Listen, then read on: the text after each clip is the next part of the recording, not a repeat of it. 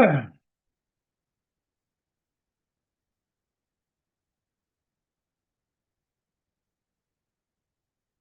believe I'm live. Uh, Good evening, everybody. I am currently waiting. I know Scott said he'd be a little late. Uh, so I'm going to be waxing poetic here by myself for at least a brief moment or two, while I wait for other people to show up. Um, Trying to, uh, one of those things where, hey, Kabuki. Um, I guess we can do a makeshift ask me anything if you want to know my opinion about something. Um, but yeah, not much as far as uh new going on here. It's going to be like we're getting the same winter weather. I don't think we're going to get a lot of snow up here, but we are going to have a unseasonable well, no, I shouldn't say unseasonable because it's every January we get this like the last lingering threat of winter, and we just get some miserably cold weather. And like Friday, like the high is supposed to be -15 degrees. That's gonna be the high. So it's gonna be pretty crazy. Anyway, so I'm gonna bet that, well, one, I mean, my son probably won't, my youngest son will likely not have class. Well, he'll have e-learning at home. So that'll be nice. He'll be home. Maybe if he gets a break, we can make some Legos or something. But yeah, as I sit here and wait for somebody else to show up to entertain me, if anybody has anything interesting they want to ask me about or talk to me about, I can definitely answer those questions. I see we have got a handful of people in the old uh, chat room right now. Um, I am gonna do a my favorite board games I played last year video. I realized that like the Iron, that's something that bothers me is that like it seems like people like will come up with that video, and I understand they want to get that video out so people see it and they want to get the views or whatever. But they'll do it before the actual end of the year. They'll like, oh, it's like December 18th, and here's my best games of the year. It's like, well, how do you know? You can play a game that just, you know, uh, is the bee's knees for you. Um, uh, the Caspian Sea goes to 11. That's the volume. It goes to 11. That's the cool thing. Remember the old Prince Caspian comic strip? I always thought that that would be like it was one of those like Mary Worth, Prince Caspian, um the old Spider-Man. Remember when like every week they'd have a three-panel thing that would add to the story or whatever? And I always thought that maybe Prince Caspian would be like a cool thing to read. I remember as a kid like trying to follow it, trying to understand it because I thought it was cool because it like was, medieval. There was swords and shields and whatever. That's an interesting deep dive. I never even thought about thinking about Prince Caspian before. Yeah, let me see here. Prince Caspian, or am I not thinking the right thing? It's Prince Caspian. That's no, that's the Chronicles of Narnia thing. Okay, I'm wrong.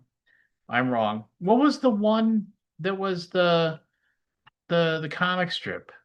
What was that? That was Prince Valiant. Thank you, Prince Valiant. Whatever happened to Prince Valiant? What a great name too, Prince Valiant. Prince Valiant, American comic strip created by Hal Foster in 1937. It is an epic adventure that has told a continuous story during its entire history, and the full stretch of the story now totals more than 4,600 Sunday strips. The strip appears weekly in more than 300. It's still going. It's no way. It can't possibly still be going. Oh my gosh, that's crazy. I would have thought that was. The setting is Arthurian.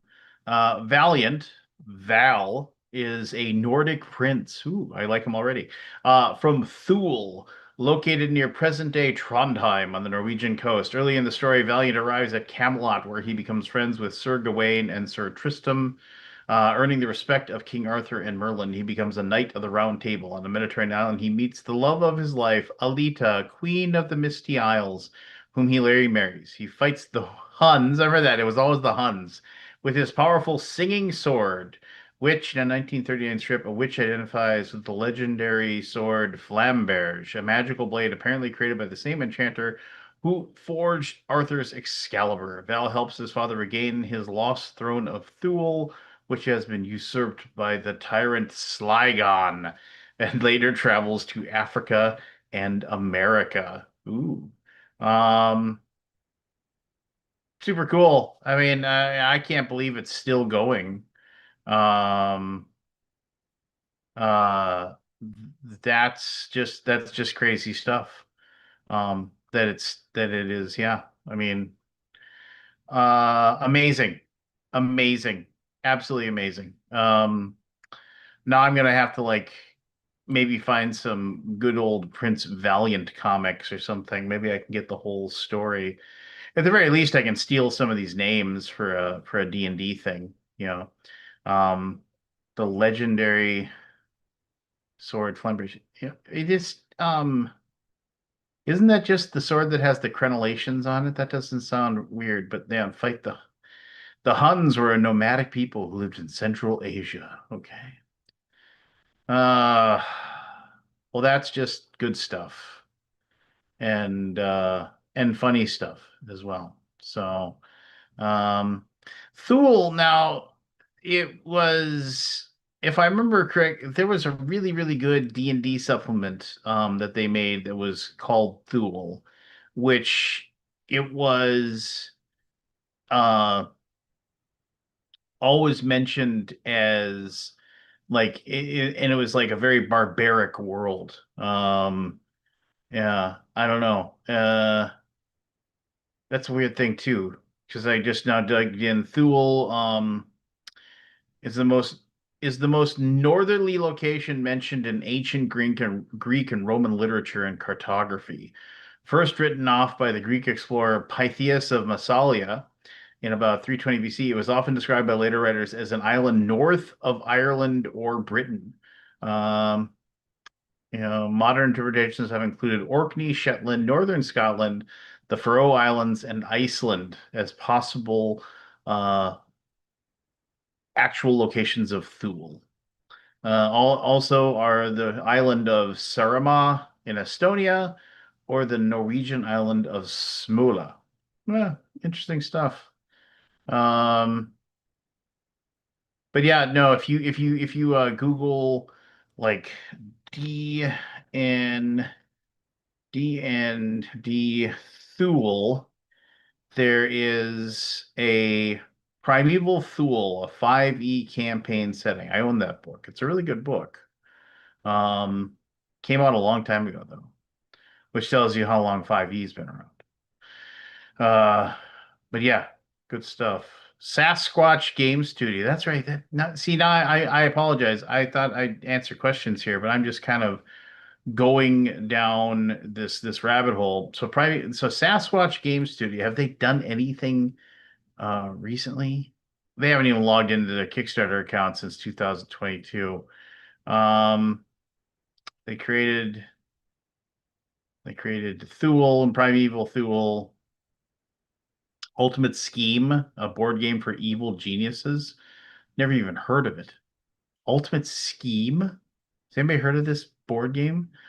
Ultimate Scheme, a board game for evil geniuses. It does not look great. Um, yeah, it does not look great. And then Alternity 2017, a science fiction role-playing game. So that was okay, yeah, they were gonna do the remake of Alternity, and if I remember correctly, um, it kind of fell apart. Uh, yeah, yeah. I mean, that's probably why they haven't done anything. As this is great radio, as they say. Um,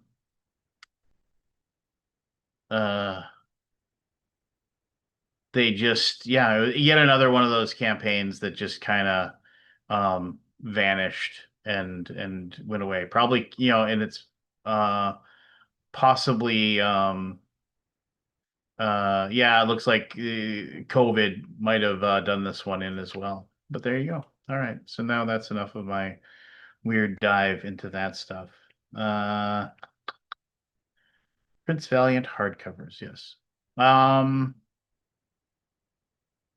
Thank you to everybody who the tens of you who watched my most recent video. Like see, that's what I'm going to start doing. Other than doing this thing every Wednesday night, which, I mean, I always do this. I am going to try to like do a video every week, or at least one, um, maybe two, if I get wild hair at my butt. But just talking about what I want to talk about. I'm never gonna.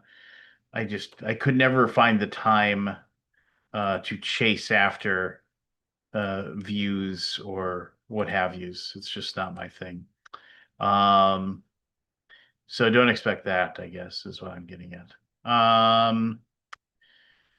But yeah, I had fun telling that story of some weird people that I've and that you have conversations where you're just kind of like, that's weird, about people in the industry that maybe have um an odd secondary job, I guess. So go check out my recent video about that.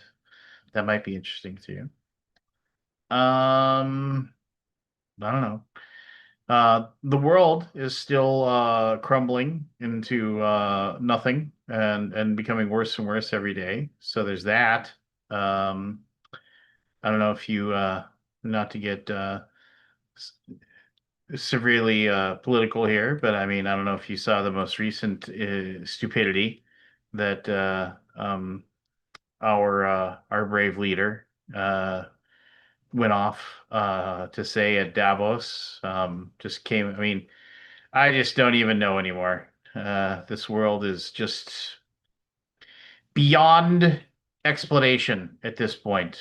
And I realize that they just don't care. So I realize that, like, screaming into the void about, people saying and doing stupid things, and I mean, they just don't care. I mean, they don't care that he goes and says dumb things on the world stage. It doesn't care that our country's a laughing stock. I mean, it's one of those things that's just depressing. So what are you gonna do? Um, what else is going on in the world? Oh yeah, I was talking about my favorite games that I played in the last year. Um, it will. I was thinking about I can only really think of five or six that like were new that I really really enjoyed, but every single one of them was a super heavy game. A weight of at least 3.5 or higher, according to Board Game Geek. So, yeah, I mean that's cool. I do like heavy games, and uh, man, I gotta find more time. You gotta find more time to play actual games and sit down and play. I went to a friend of mine, a good friend of mine, Cullen. His daughter was in a play at her middle school, and just fantastic, just a very very lighthearted, funny play about I think it was called Freaky Tiki, I think it was called. um that it's about a uh um an island resort that has fallen on hard times, and they have to figure out how to make money. They have to figure out how to uh, keep their resort open. But somebody shows up with, like a classic tiki from, remember that old Brady Bunch episode where the cursed tiki shows up with this tiki and it starts cursing everybody and all these bad things start happening, and then hijinks ensue. But anyway, that was fun. But anyway, the whole point is that my friend Cullen, I've said on numerous occasions that, like, I um with with playing games, I usually have Cullen learn how the game is played. I will give the game to him and say, "Hey, learn how to play this game for me, and then come back to me so we can, and then teach me, and then we can play it." And then I usually end up just giving him the game, so I don't take advantage of the poor soul. But regardless, I mean, it was like, so I saw him and he was just like, "Hey, we haven't played a games in a while." And I was like, "You are right. We haven't played games in a while." So we're gonna have to make that happen, sooner than later, that kind of thing. So, which, is cool. I mean, and I do like playing stuff. I mean, like, obviously, like Galactic Cruise was a really, really good game. And I'm mad that I've only played it twice, right? I mean, because it is that good and it is that fun. I mean, I gotta find time, to play those games. And ultimately what happens is that I I will I'll just fall back on playing something I know how to play already. Like, well, I mean, which isn't necessarily a bad thing. Like Hot Streak is a great game, right? But if that's all I play, then, what am I doing? It's just like, I don't know. I do feel like uh I do feel like I need to expand my horizons. I just it's just a timing thing, right? I mean, nobody has time to do anything anymore. Um hey, Hey there he Lance, is. I I'm in frickin' Winnipeg right now. Well, I was gonna say you look like you're in an Eskimo. Just the way that it's I situated. You got the hat on, you're all bundled up. Oh yeah. I'm indoors, but I'm trying to milk it for all it's worth. What are you doing in Winnipeg? My good buddy Sean Garrity, the designer of What's He Building in There and Little Drop of Poison and many other delightful things, lives in Winnipeg, and I've always wanted to see a real winter because I'm in LA. And so I said, yeah, I would love to come out and shovel snow. It's great. For one week a year, I get to have a real winter. You So, know, I if you wanted that, you could come see me anytime you want, man. I mean, that, that's I just shoveled. I mean, we had about a couple inches of snow today. I was out shoveling my driveway about an hour and a half ago. oh, that's great. You're so And like, lucky. I mean, it depends on my mood, right? I mean, it's um it's one of those things where I don't mind it so much if it's just not like super ass windy outside. I mean, if it's still, I mean, dude, if it's like 15 below, but there's hardly any wind, I'm fine. I can stand out there in shorts and shovel. It's just that wind that it just gets Yeah, right into your skin, and you can just feel your life force leaving your body as it yeah. just cuts into your bones. I think on Saturday it's going to be cold enough that I will finally get my dream of taking boiling water and throwing it in the air and have it turn into snow before it hits the ground. Yeah, just be careful when you do it that you throw it away from you. I've done that too many times where I've thrown it up, and it like, if it doesn't freeze enough, like, you end up getting doused with really, really hot water. Um, so just Okay. be on the lookout. Yeah, and I've done it. I've done it. It's just it's pretty amazing, that it happens. So So yeah, there you go. Well, good luck to you with that. You know, Thank hopefully you Yeah. get your dream. Yeah, Yeah. it's we're supposed to have a high of -15, and that's Fahrenheit, here on Friday. So Yeah. it's supposed to be super, super ice That's cold. cold. It is, but you get used to it. I mean, um, That's a you funny know, high too. yeah, yeah, and it just it's like I was hanging out with my dad earlier today, and he's 83 and he's lived up here his whole life. He has a condo down in Arizona now, but I was hanging out with him and and just and he was just talking about he's like I don't know how I never he's like I don't know how I ever well, how I never chose to move. He was just like, it's Right. like how did I always just end up just staying here, but that's just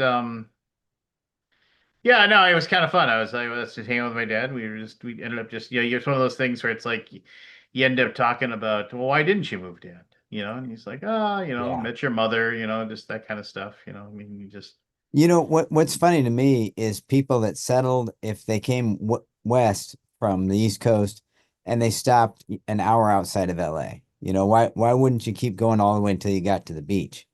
Why would you stop in Chino Hills or Pacoima or something?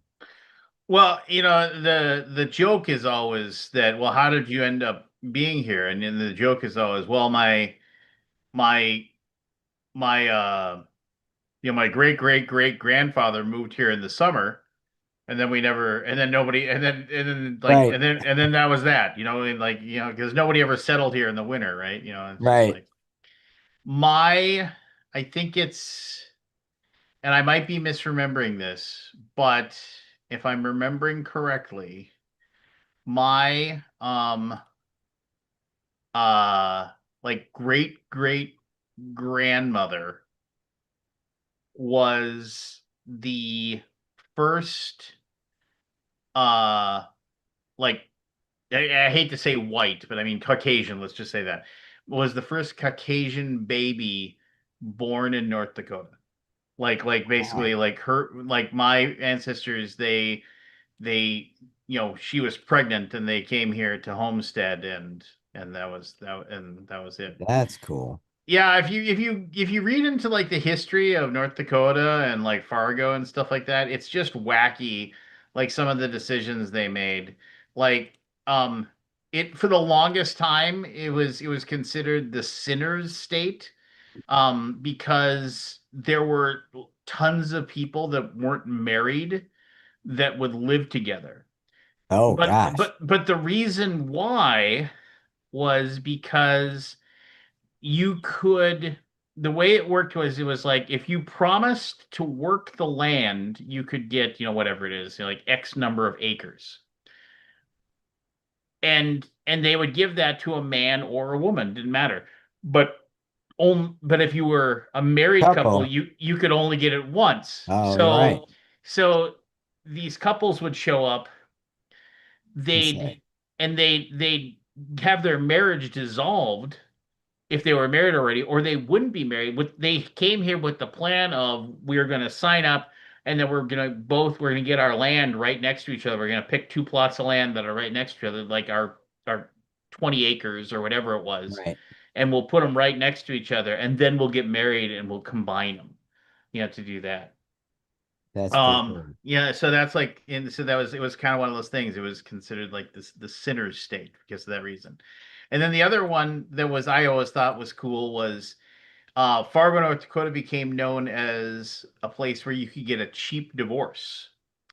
Um, they because nobody would ever come and visit North Dakota, because there was no like, so the touristry like wasn't here. There was nobody coming to visit or do anything like that. So Right. they made it really, really inexpensive to get a divorce in Fargo, North Dakota. Like like I don't know what it was, but it was like a a a fraction of a fraction of the cost of the Right. processing fees and everything to do that.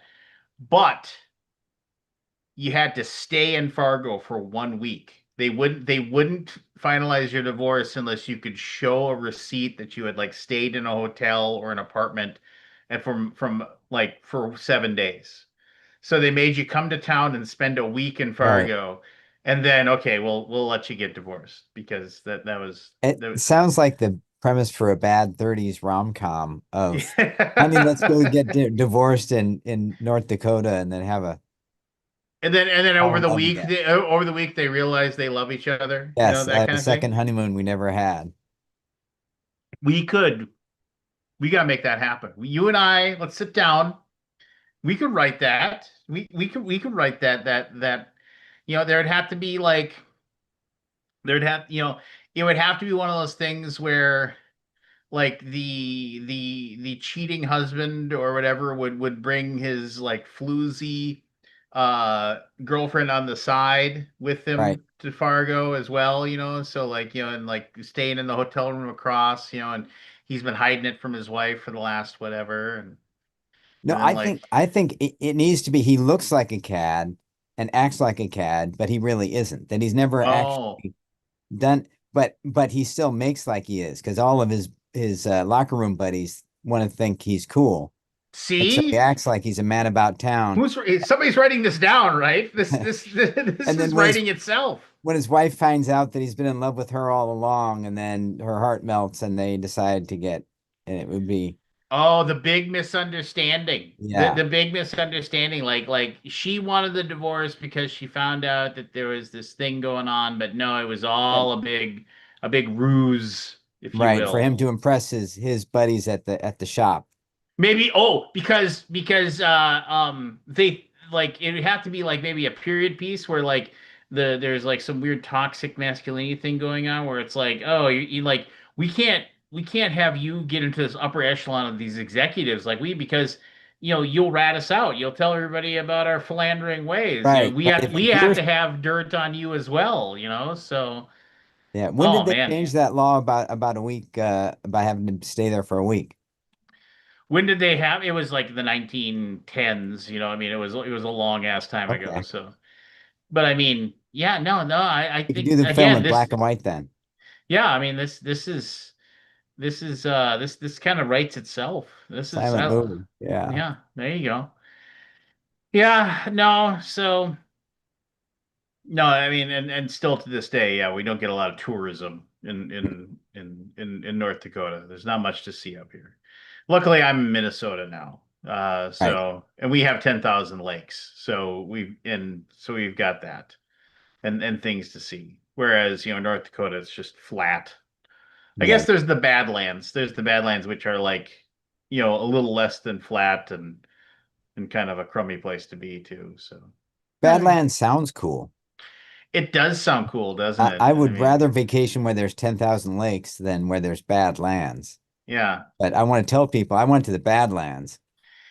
See, again, it just writes itself. Yeah. So, um, anyway, man, what you been up to besides going to Winnipeg to experience? So, have you never seen snow or No, messed with snow there's before? snow just outside of LA, but I've never been in the wicked minus 30-degree snow, cold that I'm supposed to get this weekend. So, So it's one of those you just want to experience it. Okay, I yes. get it. That's Yeah. cute, as they And say. and actually here I'm visiting with some guys here and they're so I said I had to jump away and check in on the Zoom just to see how you're doing. Well, no, I appreciate that. Aldi was at something with his wife, like they're doing some he went to some like show or something like that. He'll be on later, but Okay. I was just oh, what are you guys playing games? Are you just hanging out? What are you guys doing? I mean, I play games and my wife is so envious because I fly off to play games with my buddies and she's back at home working. And Oh.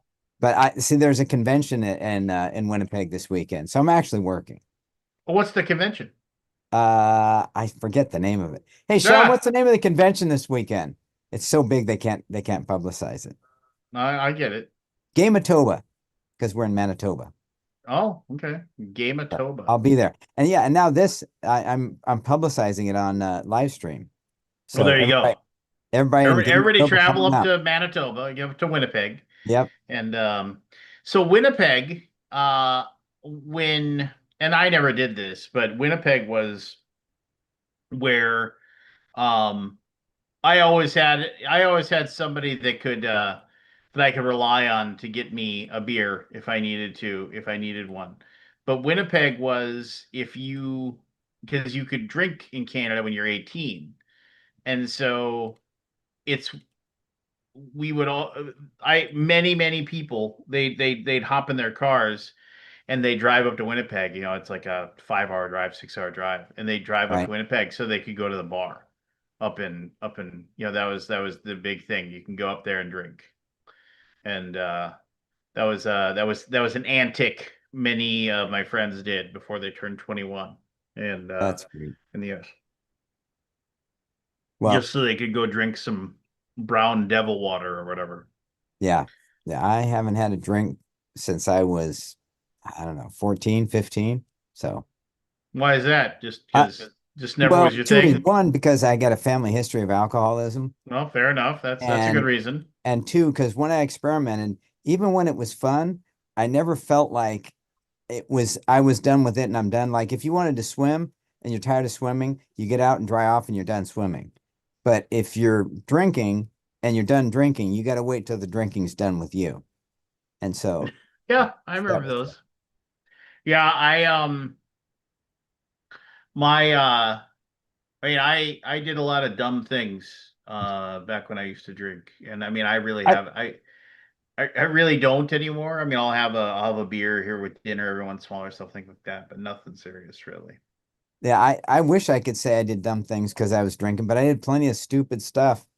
You know, I failed out of school a couple of times and I was sober as a stone. So this, Well, I mean, but eventually I went back and finished. So that's good. well, good for you. Yeah. Um yeah, I think yeah, that was. I mean, yeah, I'm just thinking about this. I mean, I'm just.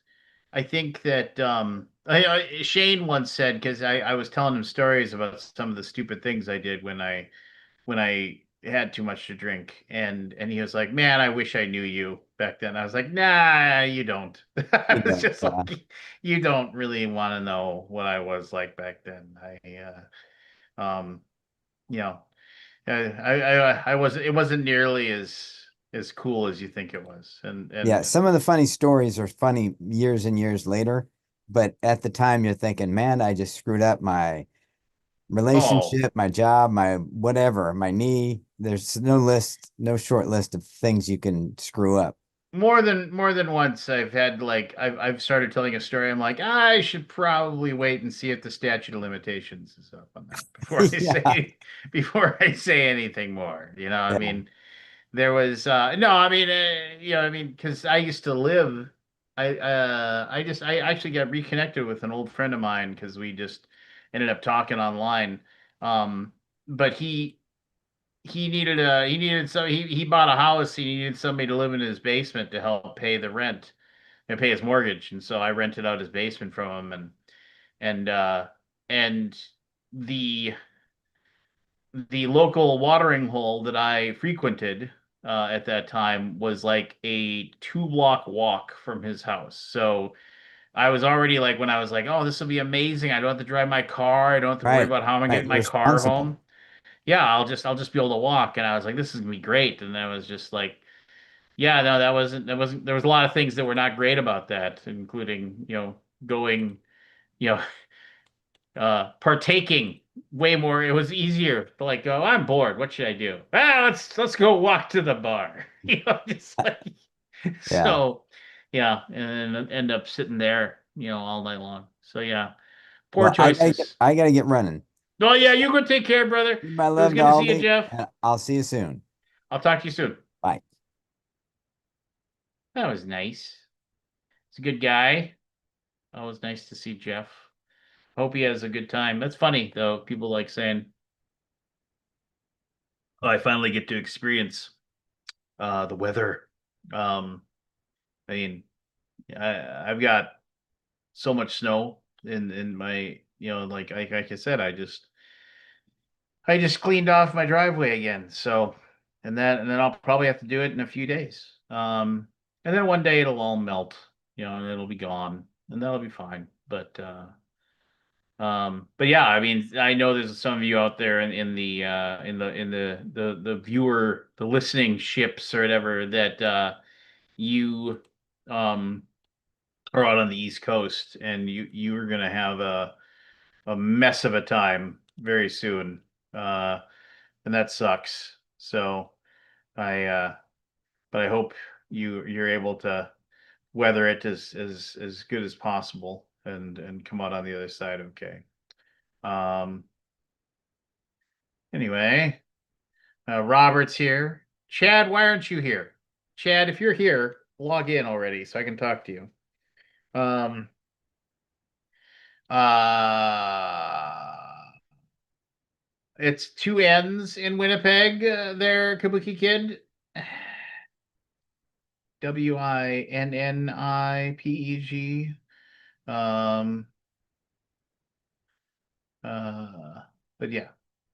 So here, while I'm waiting for people to be in here, like I said, open to any and all questions. We've already talked about Prince Valiant, um, which went into a weird little dive into that.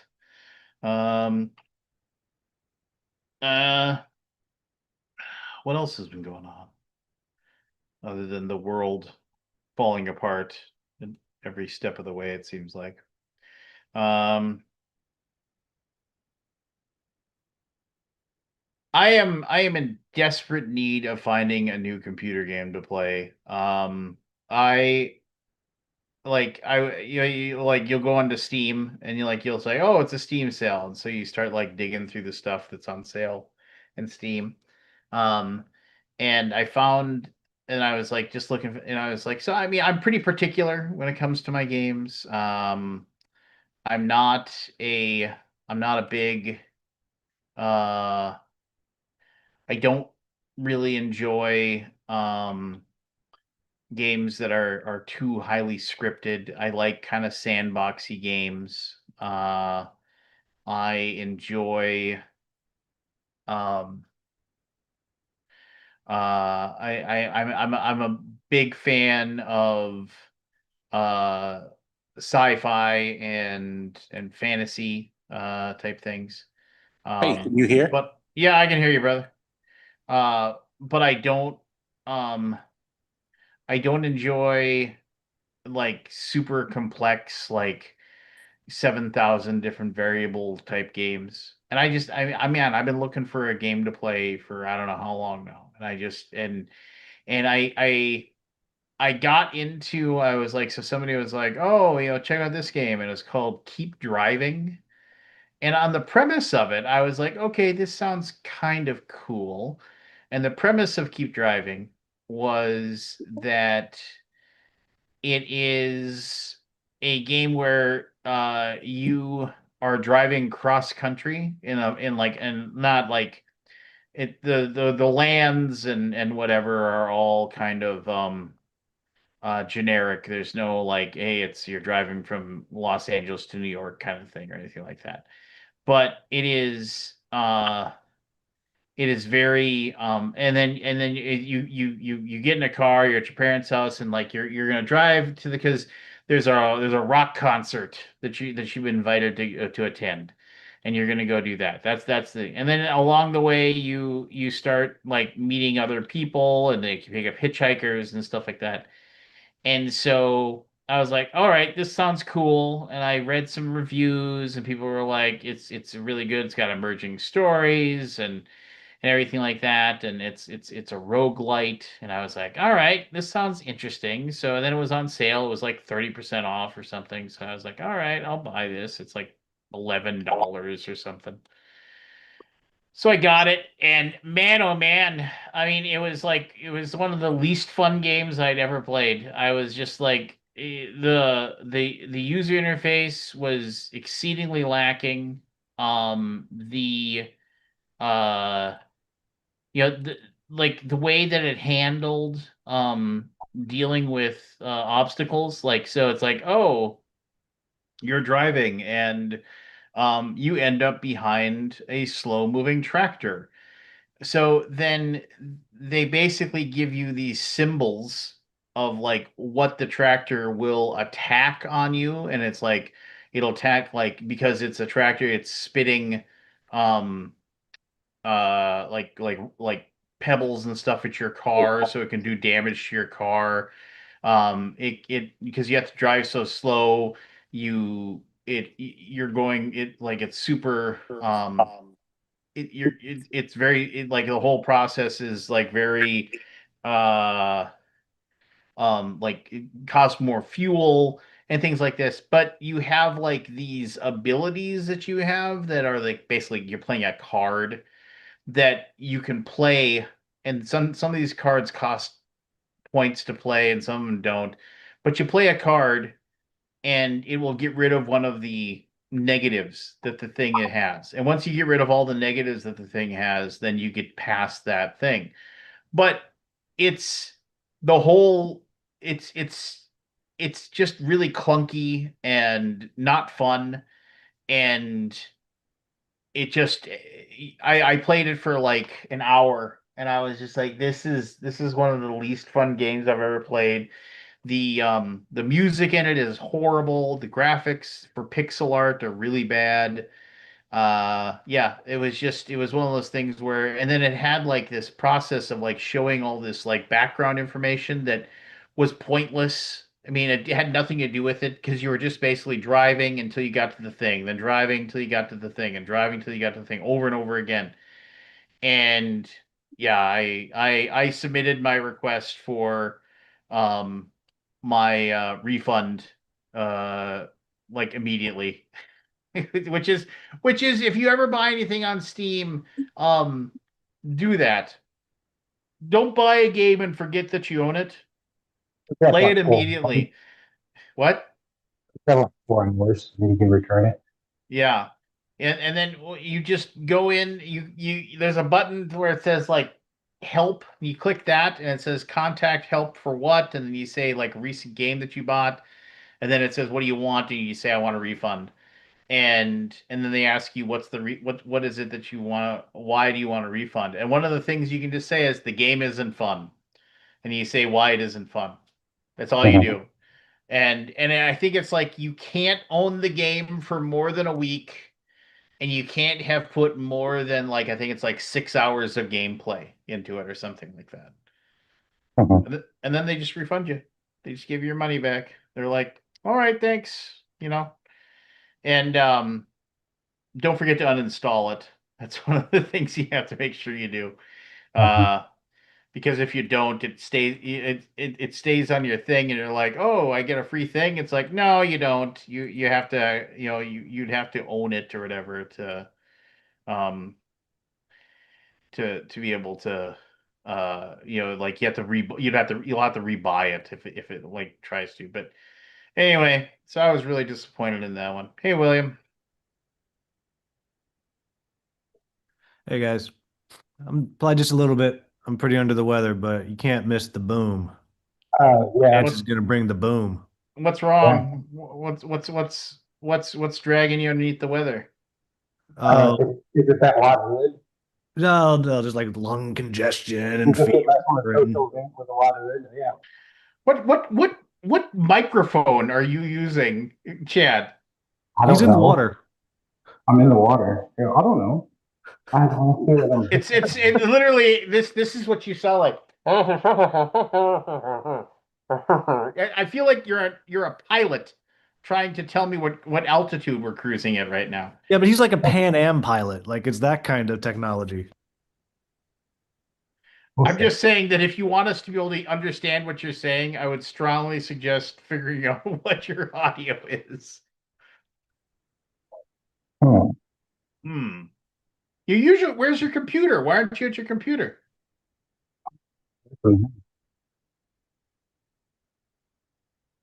You can't keep asking him questions that he can't I answer know. underwater. I probably can't. That's probably a poor choice on my part. Uh, um. Anyway, William. Well, I mean, Chad, please chime in when you want. I will try to understand very desperately. Uh, um.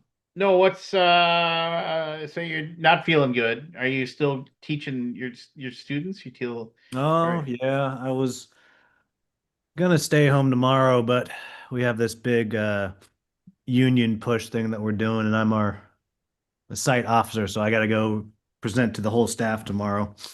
But maybe Friday I'll take off. what are you presenting?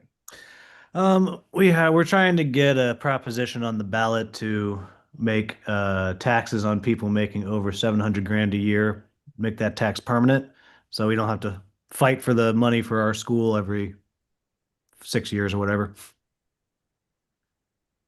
So, I mean, you would be against it as a man in the board game industry. 700 grand, that's like nothing, you know. Well, I know. I mean, it's just like, I mean, I coughed the other day and $700,000 fell out of my pocket. I didn't even pick it up. Yeah, I I was mean, why just would like, you? You know. yeah, I was just like, what a what a ridiculous thing. Um, well, I mean, good luck. I hope that works.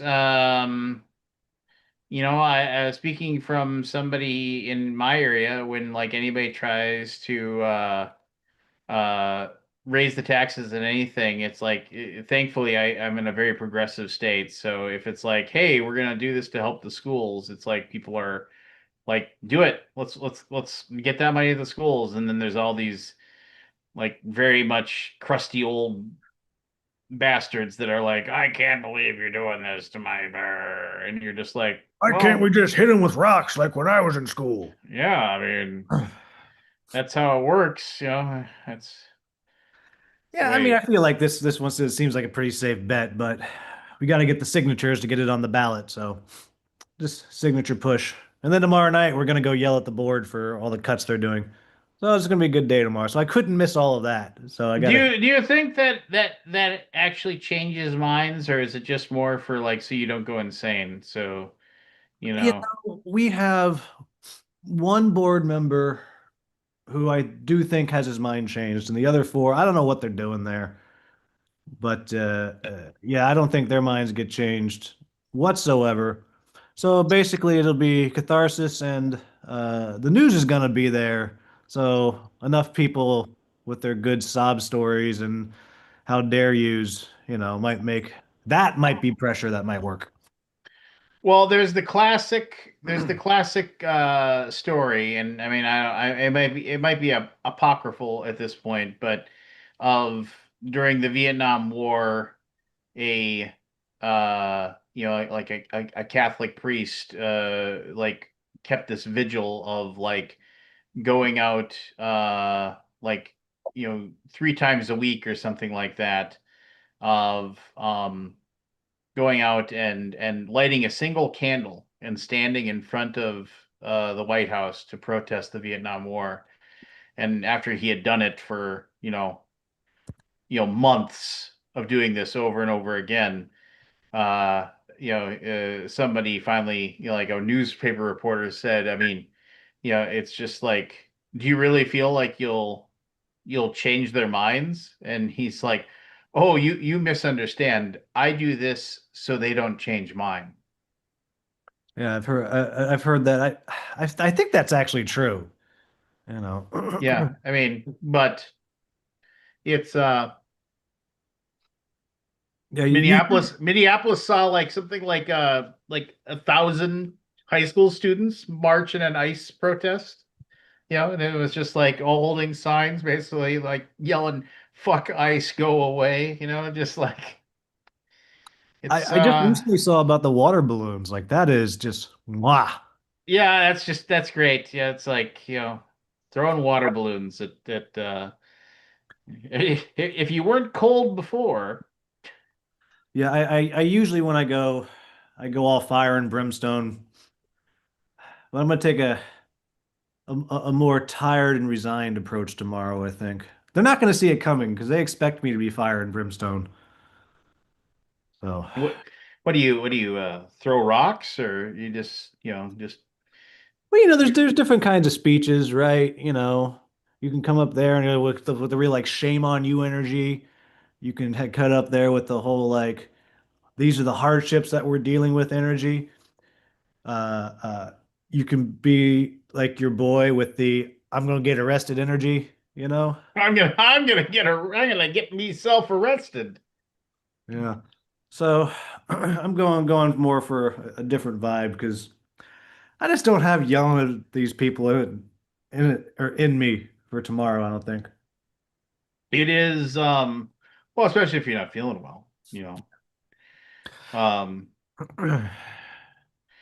have they kind of just told you, screw you, you're not getting it, or you just or Well, so we have these massive cuts because of is it mismanagement? Is it dropping enrollment? Whatever, probably all of the above. And so cuts have to come, period. Like the money doesn't exist, but they love cutting the school staff and not like the district office staff. Like they cut 40 teachers last year and nobody from the district office. Well, maybe you don't need 9 people to do assistant IT work. Maybe we can keep the social workers. I don't know, crazy talk. Because kids are not It's worried about talk. anything at all right now. So we don't need social workers and counselors. Chad, are you out of the water? Yeah. hey, Hey, hey, you are out of the water. Well done, sir. Mhm. ironically, he's sitting in the tub. So No, no. Yeah. I'm one of the non-IT workers. well, Oh, it's a good thing you're in Texas where I I'm not don't in think, Texas right now. That's why I'm on my phone. where are you? I'm in another state. Ooh, that are you in sucks. Lance's bathroom? Is that what's going on? Yep. Oh, It's I in- wish. A duet of pleasures there. Um, I remember I used to host poker in my I when I the last apartment, my 1 bedroom apartment I lived in before I which I lived there briefly with my wife, and then we moved into an apartment that we bought this house. Anyway, I remember I used to host poker games at my place all the time, and there was a guy who lived in my apartment building who played poker with us, who would come upstairs from his apartment. He'd come in, he'd put his 6 pack on the table, and then he'd head into my bathroom to take a dump. I'm like, mother effer, you have your own bathroom like 80 feet that way. Yeah, but he doesn't want to do that in his bathroom. Like he's doing terrible things in that bathroom. Yeah. So, yeah, I was just like, why would you do that? I was so mad. But Where what is are you gonna everybody do? tonight? Well, Aldi had some thing he had to go to with his beloved, Mhm. but he said he'd be on later. So Well, that's acceptable, I guess. I'm going to allow this. You being Uh in love or some nonsense, fine. yeah. So yeah, I mean that's going on. And then I mean Chad always shows up a little later after he's like done doing whatever it is that he's doing, and Yeah. After I get done doing my thing. and then Matt will show up a little bit later, and I don't know. Anybody play any cool games lately? Yes. Yes. Name Chad, one, you go first. Chad, and tell me why it's cool. Um, what did we play? I played Eternal Decks today, or was it yesterday? I played Eternal Decks. It was pretty good. What's Eternal Decks? They're decks that are eternal. Yeah. Ah, It's a co-op card game, and it's very very cool. I forgot. It's made by a group I've never heard of before. It's called the Portland Game Collective. Have you ever heard of them? I bet you if anybody had, it'd be Evan. Did Evan design this game and we're I burying don't the think so.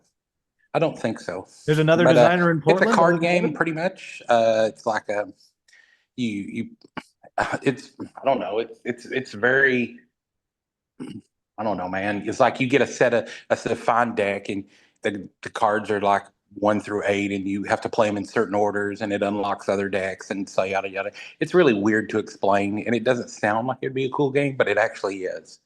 So yeah, that's on the list. I'd never played Linko, the Kramer and Kiesling card game. It's an older game. I don't know if you remember that. I don't. It used to be called a Bluxen. And it was, Gesundheit. yeah, pretty much. Yeah, and that was super good. I'd bought it years ago, like 2015 or whatever, and just never played it. And we finally got to play it today, and that was super good. Played some. What else was good? Played some prototypes. Those were good. Played Blood on the Clock Tower today. That was good. But yeah, Blood in the Clock Tower relies so much on a good moderator, though. That's it the one thing does. It does. Yeah.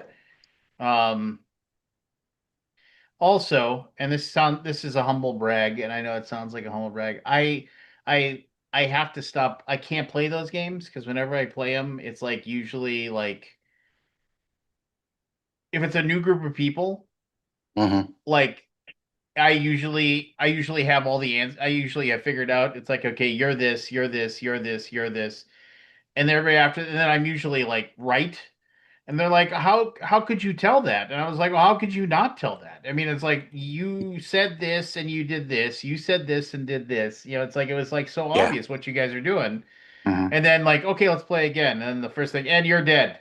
It's like, you know, like I get killed like nearly almost immediately. So Yep, that's my. I've never played Clock Tower, but that's my experience with those games, and Yeah.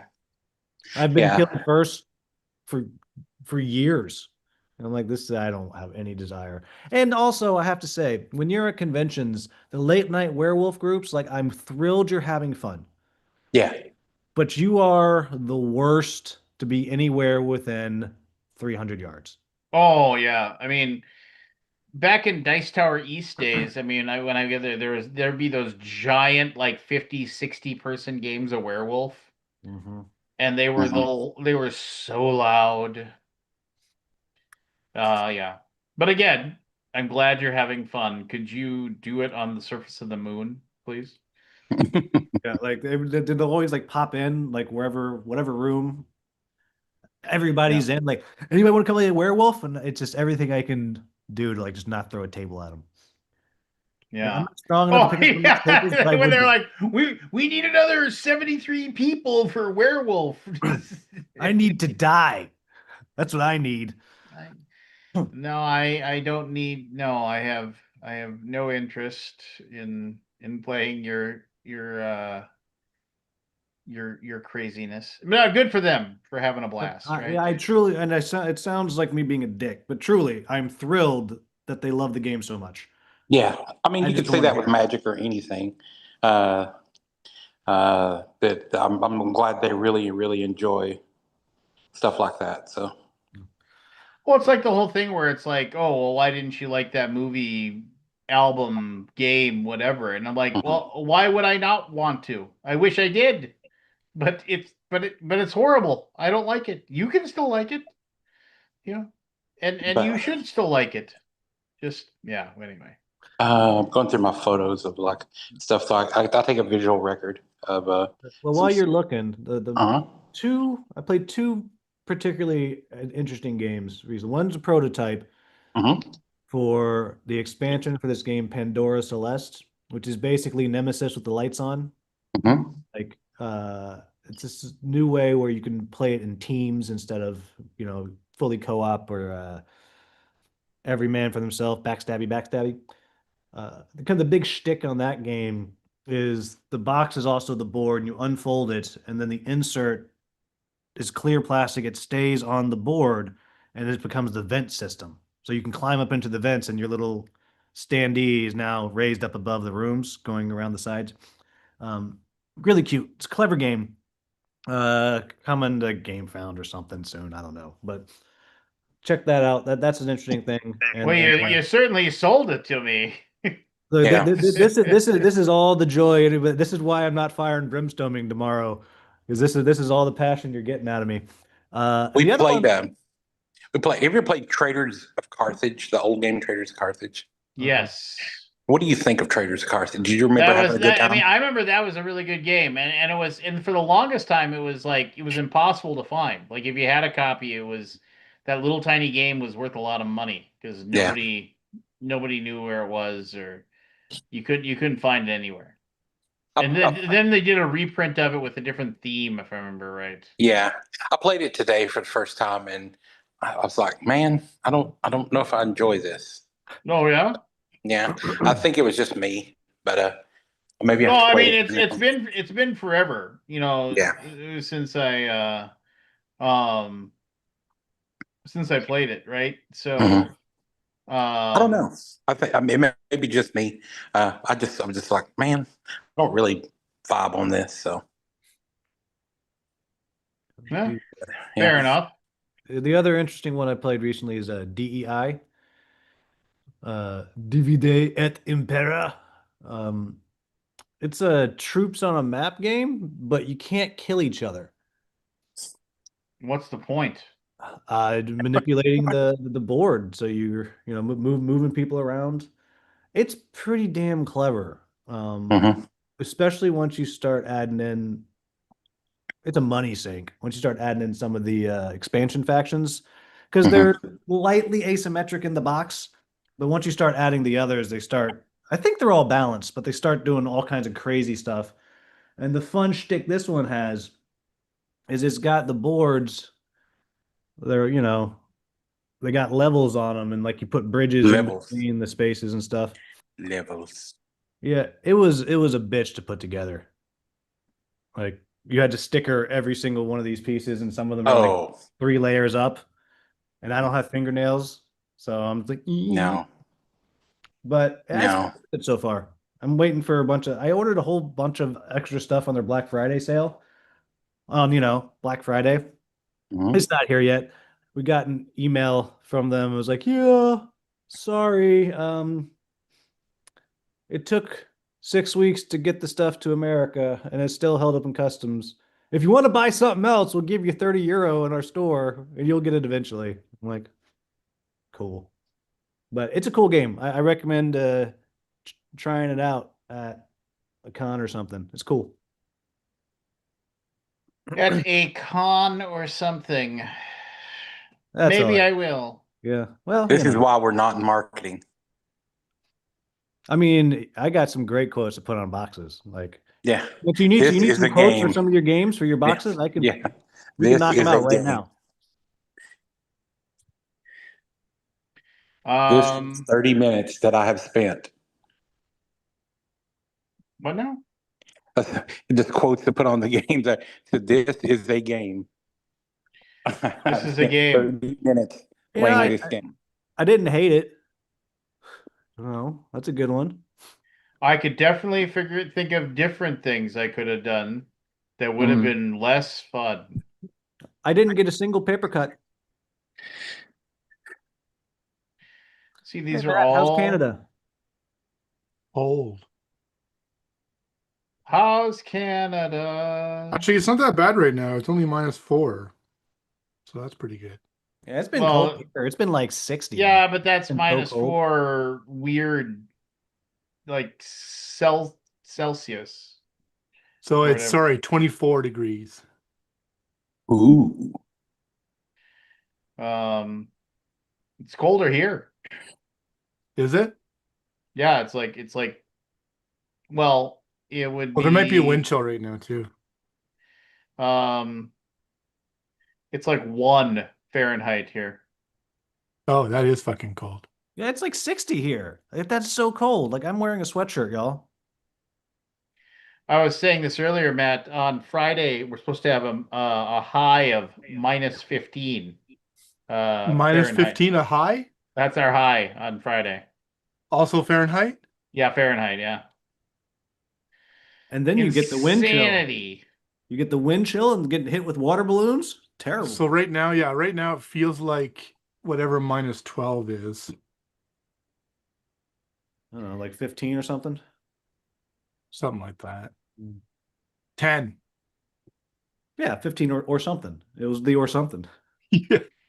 I'm always reminded of the one of my favorite lines from Planes, Trains, and Automobiles when they're driving in the back of that pickup to get to the next thing. And he's like, how cold do you think it is? I don't know. One. Just- So I'm going to in a week and a bit, I'm going to a local pub for a trivia night put Ooh. on by the Registered Graphic Designers of Ontario. And it's brand trivia.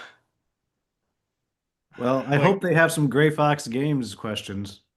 so What, what, it's all like who designed this logo or what logo is this? And they just give you like colors and stuff. that's weird. It'll be fun. Snow and I are going and her husband. Well, I hope some of your logos show up. Otherwise, that's embarrassing. Yeah, I don't think so. I don't think so, Tim. You should take your coins and give everyone a Be Creative coin. Yeah, there you go. Yeah, I don't have many of those coins left. The one I gave you, I don't have many of those left. Yeah, it stays in my backpack. I don't want to lose that thing. I've only got It's like probably a dozen of them left. it's worth big money. But it reminds me, I've got to send out a bunch of project coins this week. Yeah, I tried to put one in Coke machine. It didn't work. I was able to use it to shatter the front of the vending machine though, and just Oh, take it. check this out.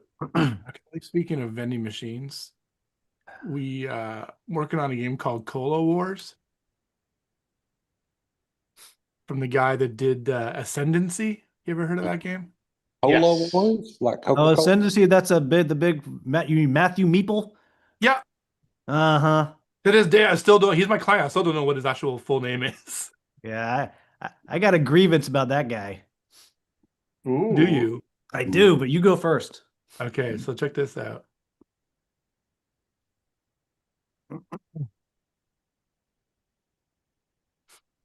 Is that the box? So this is the dice tower. Oh, that's cute. And not only is it just a regular dice tower, but you push this button here. It holds the dice until you push this button here, and they all come out. That's cute. I see if I can find the. Hold on. Oh boy, now we can see all his stuff, y'all.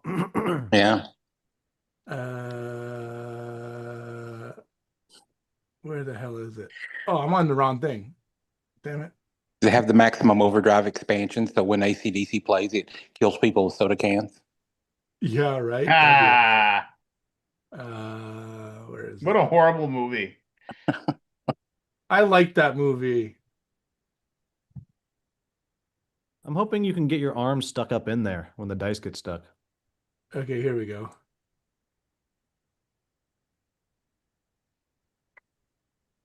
I remember that was his Oh, that's cute. Hey, isn't that neat? And this is how it works. Yeah, that's a cute little thing. That is super cool. My mechanical designer is so good. I found him thanks to the Alaboom. Really? So I remember when back a when do couple I of get years, my when do I get my residuals? right? A couple of years ago. That wasn't an answer. Yeah, that was the worst answer ever. He's like, you can have a Be Creative coin in Yeah. person. Ain't that something? So a couple of years ago. Ain't that something? How about Anyway. that? A couple of years ago, I was talking about Gartenbau for Chad at 25th Century, and I need to create this wheelbarrow, but the sides need to be like out a little bit, and I don't have the angles in my head to be able to do that and all that jazz. So then David reaches out to me. He says, "I can do that for you." So Nice. yeah, and then we've done a bunch of stuff since. He was the one that did the that pipe organ Oh, for for Luthier. Luthier. That thing, it sounds really good. Yeah, they did a lot of testing to get the notes right. It's a shit show putting it together. I made my Yeah. buddy Don do it, and at a con because we were gonna give one of them away. Dave sent me some because I was running a game. He's like, "Hey, whoever wins the game, give him the pipe organ." I was like, "Cool." And so we were there. I assumed it was like everything else. It just slides together. And then we were running around the con like, anybody have a screwdriver? And Don sitting there for half an hour putting it together, but it sounded great. Well, It was- Dan Burrell did a video of how to put it together. Yeah, but I didn't watch that. I know, And obviously. I'm also not good at that kind of stuff. I couldn't put together the Fate of the Fellowship Tower. It's like Oh, 20 what the minutes. heck? I was working on it. I couldn't figure it out. And my wife finally just said, just give me that. And like 8 minutes later, it was done. She had to undo everything I did. But I'm a little miffed at my putting together of Colt Express. I kind of, when you like, there's like a little something like this of cardboard, punch board, and you break it a little bit, or you just bend it, and it's Yeah. never the same again. No. well, it's a good I'm thing there's just an sorry immersion nearby. you had to have Colt Express. What's that? I'm just sorry you had to have Colt Express. I like that game It's a fun too. game. It's a fun game. Mm-mm. But my I have grievance a here. grievance about that game. Well, wait, let me get my Matthew. Yeah, grievance. get in line, Chad. Yeah, get in line, buddy. I'm just jumping in front of things. Yeah, don't jump in front of a train.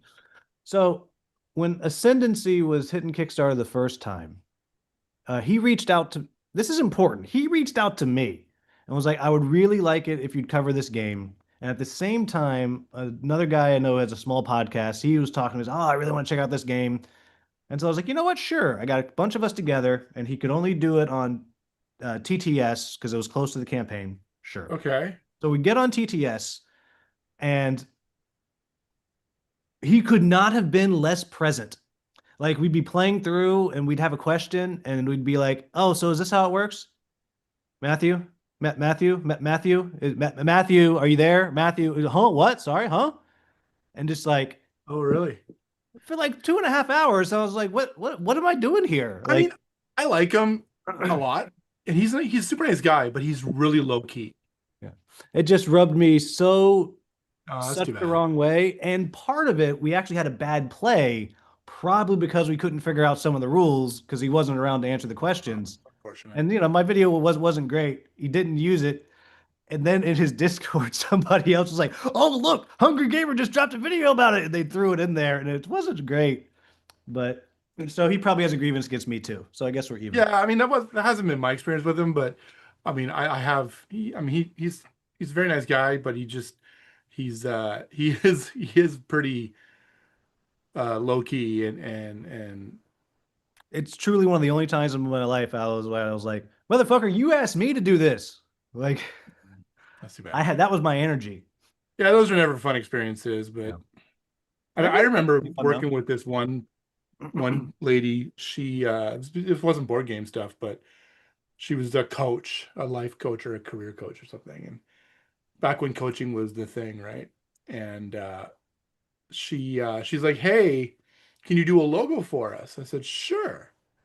And we did a bunch of rounds of changes and everything, and we did the original concepts, and then we refined them a couple of times, and then we weren't I was just centering on that picture of Will.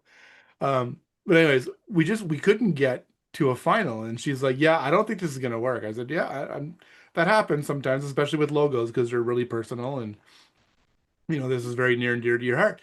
And she's like, "Can you just bill me for what you've done so far?" I'm like, "Yep, no problem." So I billed her for 80% of the job because we've done like the hard part is coming up with the concepts, and she flew off the handle. Why did you send me a bill for 80% of the job? Like I, we're not even done yet. I'm like, "Yeah, but we've done most of the work." And she was just like so upset about it. And she's like, "Well, you better give me that better include the source files so I could use them for what." I'm like, I don't want them. You can have them. I mean, it is weird that people like, well, I didn't get what I wanted, so I'll give you a pittance. And it's like, no, I spent a good amount of money. Yeah, that stuff's crazy. What's your Cult Express grievance there, Chad? The year it won Spiel des Jahres, I don't think Yeah. it should have won. No? What do you think No. should have won that year? It went up against Machi Koro in the game, Yeah. and I don't think it was the best game. Okay. Fair enough. Can respect that. It Mhm. definitely it had a better table presence, though. It did, but was it a better game, especially for the demographic that the SGJ was going for? I don't think so. I think Machi Koro is a better where the SDJ is for like, the consumer, just the average person. I think Machi Koro was the far superior choice there.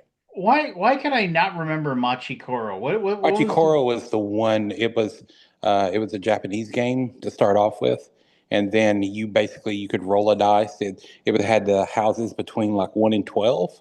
And on the first half of the game, you'd roll one die and then you would earn money. But the thing is, I would earn money on your dice rolls if I had the houses of the appropriate number. So if you rolled a That's right. two, Yeah, yeah, and yeah, then It's I, kind of yeah. like a space-based mechanic almost. Space Base was based off Machi Koro. Was it really? Yeah. What's the opposite of a grievance? A joy, celebration. A celebration. So I have a celebration. Okay. You don't have to go Um, all on about it, how successful you are. Ugh. my no, it's has nothing to do with success. My just success in Facebook Marketplace. um, my that's a lot of whiskey, Will. I wish. Oh man. It's urine. My I bought an office I'm chair, like my thinking home now. office chair. I bought probably close to 10 years ago now, and I paid $80 for it, and it Mhm. was almost a brand spanking new office chair. The woman used it just a little bit at her house, an older On woman. Sundays. Yeah. Exactly. And So you only drove to church and back. for online bingo or something. And it served me really well. But of recent days, it has really been showing its wear and tear and stuff like that. And so I went on Facebook Marketplace. And I'm like, oh, I don't want to pay $500 for a chair because my office one is like a steel case chair and it's like it's really good, but I paid $500 for it. I'm like, I don't want to do that again. Why can't I find another deal like I got last time? And because I have Well, I have just put some more logos that you don't finish and charge 80%, and you got five. Yeah. I'm picky for the chairs I get because they have to do certain things. Like I want one of those knee tilters, like He wants the Herman Miller chair with for $50. no, I don't want Herman Miller like the Aerons. No. So this is the chair I got. One of these guys, right? But this is $150 Canadian, so it's like 110, $115 American. And it's amazing. It's pristine. I love it. Super happy. So A Those lot look of those, like since every single COVID, chair that was in the US Bank Service Center where I mhm. worked. Since COVID, a lot of those places, since commercial real estate, because a lot of people work from home and stuff like that, a lot of places that have had like, hey, we've had to close up shop because we're not don't have like a physical presence anymore. Like they put a glut of office furniture out, so now you can get like really good chairs, really, really, really cheap in like major metropolitan areas. So that's amazing. We don't have that here. We have office surplus places, but they never have um, good stuff. mhm. It's always like stuff hanging off of it. Um, I those chairs, like that chair that you have right there. Yeah. Um, I when I was working overnights and I was taking phone calls many years ago now. Mhm. I was leaned all the way back because the way I still Oh yeah. remember I still remember like I could situate myself in my cube in a certain way that I could wedge myself into a corner. I could have my feet up on my desk, my I could have my keyboard in my lap, and my right hand would have the mouse, and I could just sit there and I could like just close my eyes and just take a Yeah. little bit of a snooze, and then I hear the ding ding, and I go, "Thank you for calling." Just like, "Can I start with your account number, please?" And that's how I do it. But one time I was leaned back so far that I actually broke the back of the chair, like it just snapped, and I Oh went no. flying. And just like everybody, it sounded like a gunshot. And like everybody was like, "Oh my God, are you okay?" I was like, just Hey Scott. I have no idea where I am right now. I was Oh sleeping. yeah. I was sleeping. I was having a wonderful dream, and now you're here, and I'm working. Oh, this sucks. Everything's Yeah. horrible. I thought you were gonna say you were leaning back on one of these and the caster just gonna from under you.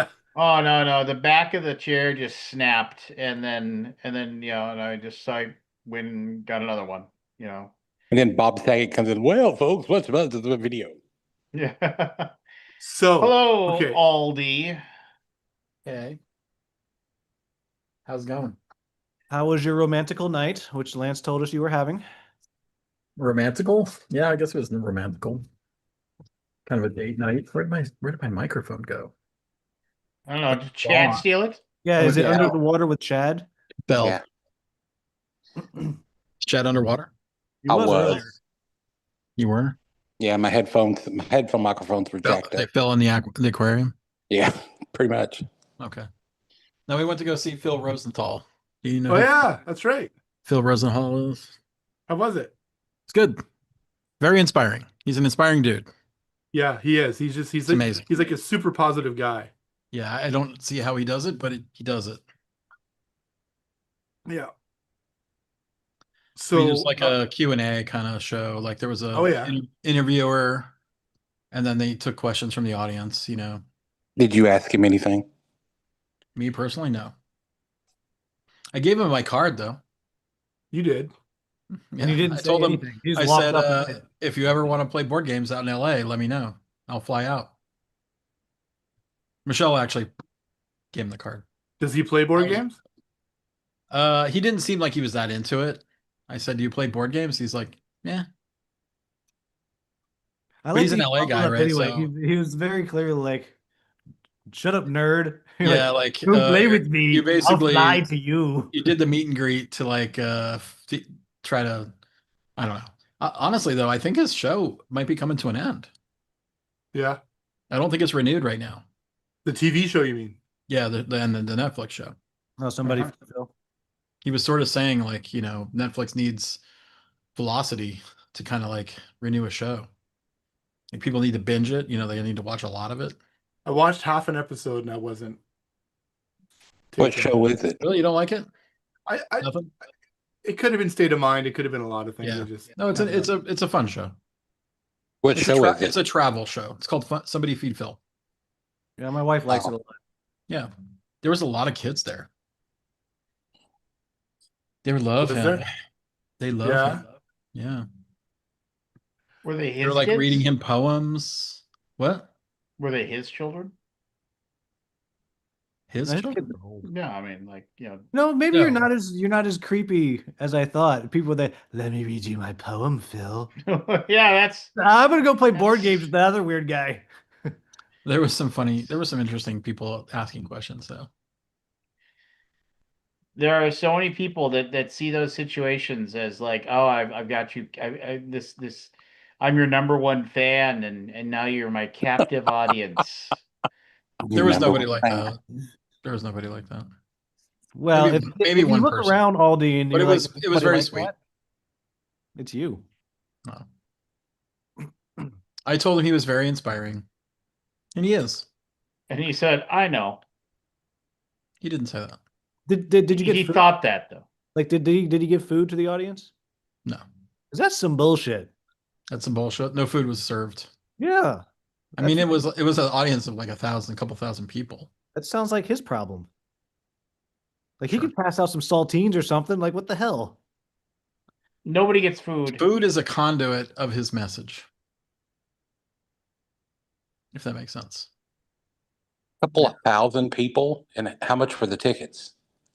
I don't know. Michelle bought them. Yeah, I bet they were No, like it was a- $100 it was a a- piece. It was a good night. No, we did the meet and greet, and there was a lot of people at the meet and greet. Like a lot. That's a lot of Kickstarters you're not backing now. Right. Yeah. Just think you could be supporting the hobby, but here you are. I could be buying some board game called Meet and greet. Somebody Feed Aldi.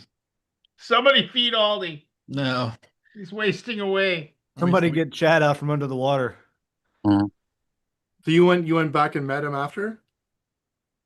Yeah, Yeah, kind of. that- It wasn't behind, but it was like, so basically they just had the first 3 rows were all meet and greets, Oh, cool. and we were just in line and we just met him for like literally like a minute and a half, 2 minutes. I think I told you this story before. There was nothing so really, it wasn't as intimate as I thought it would be. I think I've told you this story before, but back in the day, when I did concert security, when old Rob Van Winkle, Vanilla Ice, was Yeah. in was in his non it was post Go Ninja, Go Ninja, Go Ninja Go, and before he's had his Death metal or whatever. home improvement show that he had or whatever. And this is when he did his weird rap metal albums for a while. Anyway, he had a concert that I worked security for. And there was some local radio show had a thing where it was like, oh, they're giving away tickets to the show, and then plus you could get a meet and greet ticket with Rob Van Winkle. And so they did the show. Their first encore was Go Ninja, Go Ninja Go, which I thought was like it was very self-referential and making fun of themselves, which I had to like say, all right, well maybe the guy's got a sense of humor or something like that. But then the show is over and they were like, okay, if you got a meet and greet ticket, go line up by this door and then you can go backstage. And like people were having him, like, sign albums and stuff like that. Somebody had a VHS for his movie Cool as Ice. And then he was like really taken with that. He was happy to sign that. He was excited and I mean, it's got the greatest line in all of film. gets the zero, get with the hero. Better drop that zero and get with the hero. I mean, Yeah. I assume Yeah. that's how you got married with that line. Oh, I mean, no. But anyway, so anyway, but then I was like, and so there was still, and like the venue was like the people hadn't cleared out. They were still kind of doing whatever, but we had this line of people. And there was all like there was still probably maybe another 75 people just kind of milling around. They hadn't left the thing, and all of a sudden I feel somebody tap me on the shoulder, and I look around, and there's Rob right there, and he's like, "Hey, security dude, how many people are out here right now?" And I was like, "Well, you got another like 15 or so in the line for the meet and greet, but he's like, "Well, who are all those other people?" And I was like, "Ah, they just haven't left yet." And he was like, "Oh, sweet. Tell them if they want to meet me, they can get in line." And I was like, "Really?" He's like, "Yeah." So I was like, and I asked my boss, I was like, "Is that okay?" He's like, "If he wants to do it, yeah, fine." So then we went out and said, Vanilla Ice says he'll do meet and greet with anybody if they want to get in line. And they all got in line, and he just sat Did they there. really? And he gave them each 5-10 minutes, took pictures with them, everything. I mean, I guess I mean, he's a Trumper, so he's kind of a turd. But I mean, at least for that Oh, is one he night, really? yeah, no, yeah, he goes to all like the weird Trump rallies and plays his Vanilla Ice songs and And yeah. So I mean, But Matt, you say that like it's a big loss to like the catalog of music. I mean, but like I no, said, it's just for that one anybody. evening, he was super cool. Yeah, he was just like, "Oh yeah, man. Hey, security dude, tell him to get in line." I was like, "All right, Sounds like a Simpsons episode. yeah." I mean, I might have told this story before, but I was working at where the Ottawa Senators play. Back then it was called the Palladium, maybe, or maybe the Corel Center. And the Stars were playing that night. Dallas Stars were playing that night. And oh, I know the Dallas Stars. in You sure it the wasn't Hard the Rock, Minnesota North Stars then? Sounds like a long time ago. Oh yeah, well, yeah, yeah. Norm Green moved the team. That piece of shit. Anyway, in the Hard Rock Cafe, we had we had TVs that would play like the music videos because it was Hard Rock. But during the games, they would play the closed circuit TV footage of the game, right? And stuff, which was kind of cool because there was no commercials or anything. It was just like the cameras from the bowl. And so this guy comes in. Usually there's like hardly anybody. Like, there might be one or two tables in the actual restaurant when they're playing the game. And I had one table in my section, and it was this guy. He was wearing like, you remember those old in the 90s they had those leather jackets of like, remember the 8-ball jackets, yes. but they also had like sports team ones like that too. So this guy came in a Dallas Stars one, and he was a fairly portly guy, and And Huh. he sits down in my section, and he wasn't huge or anything, but he was just like he was a little, he wasn't slim or anything. And he sits down. And we were just chatting. He ordered a rum and coke, and we were just chatting and stuff. He's like, "Oh, I'm a musician. I'm in town for a gig." I'm like, "Oh, cool." And we got chatting more. I ended up buying him a drink and just chatting. He's like, I said, where are you playing? He's like, "Oh, the National Arts Center, which is our like hoity-toity place to play." And I said, "Oh, cool. Who are you playing with?" He's like, "Oh, I'm the arranger for Burt Bacharach." Wow. And I'm like, "Really?"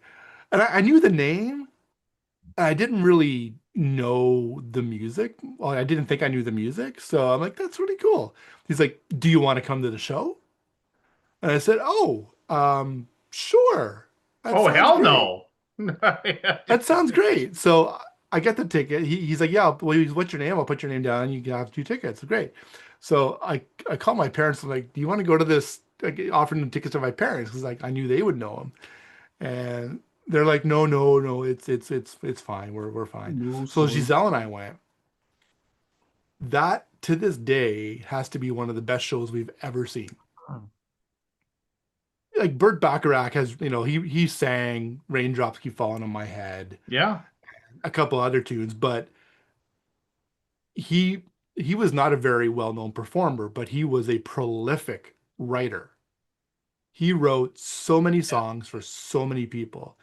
And the show was him at a baby grand, backed up in the back row. There was like 5 or 7 horns, and and then like a guitar and drums and stuff like that. And then there was 3 bar stools facing the audience with 2 ladies and a fella were the singers. And it was incredible. Like I knew almost every song they played. And then we went up after and we went and said, thanks. I think his name was Rob, actually. "Thanks, Rob. I appreciate it. That was very nice of you." He's like, "Do you want to come back and meet Bert?" And we're like, "Oh, no, no, no. It's fine. It's fine. It's fine." So we just left. And to this day, I'm kicking myself. Like, I should have said I should have went. But I mean, that could have been the start. Like you could have been on tour with him. You could have been doing Mhm. yeah, You were too cool for Burt Bacharach. seriously though, like, and he went to McGill University in Montreal, and he roomed with Paul Anka. Do you guys know who Paul Anka is? Oh Yeah. yeah. Because he's Canadian. We have a Paul Anka Drive in Ottawa here. I don't know, Um, the hockey dude. He makes no, coffee. he's a crooner. Um, He's like Sinatra, but Canadian. Anyways, it was But fun. that It was a doesn't neat mean experience. my eyes will soon be turning red. oh, that's So it. we're about to start a new adventure after this one's done, and I'm DMing, and we're gonna do the 5e conversion of the Temple of Elemental Evil and the Spider Oh Queen. yeah, Goodman Games, baby. Isn't No, that's not good. No, no, no. It's. Oh, did they convert it? Yes, they did. Oh, I didn't know that. Then I Yeah, don't. it's a I kind of don't want to slipcase. play it now because I'm not a very big fan of that Goodman guy. he's a good Uh, man. It's right there. That's who they did. Oh, They did the official no, conversion. It's a why slipcase. It's can two I books. can you say publicly why you don't like him?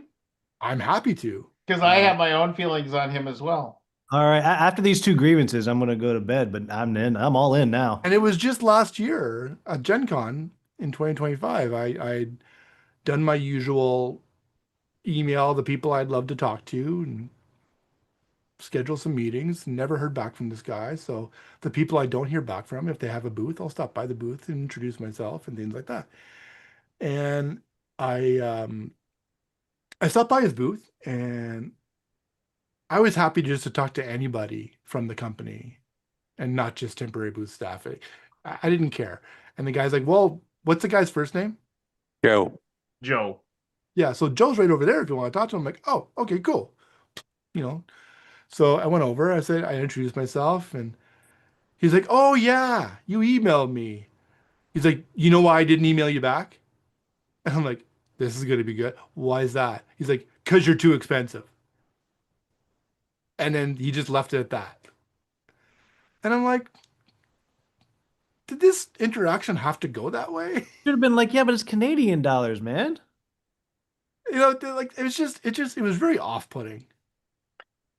Yeah, no, he's a capitalist through and through. I mean, like, why would I pay he'll find some he's always he's a very bottom line guy. And I got my own personal feelings as well when it comes Yeah. to some of the other stuff that he's pulled or whatever. I mean, I too. don't know the guy from Adam, but he just that interaction just put me off. So, but yeah, so we're going to do those modules, and I wanted to give the 5e experience kind of an old school feel to it. So I've got a bunch of house rules that I've implemented. Bringing back Um, Thaco. no, I never played Thaco. I was before Thaco, and then I went right into Pathfinder and then 5e. You're gonna do So weapon speed? Thaco, Boy, your camera work is just on point, Chad. I'm on my phone. I don't care if I'm on camera or not. This is probably the ceiling or something. I don't care.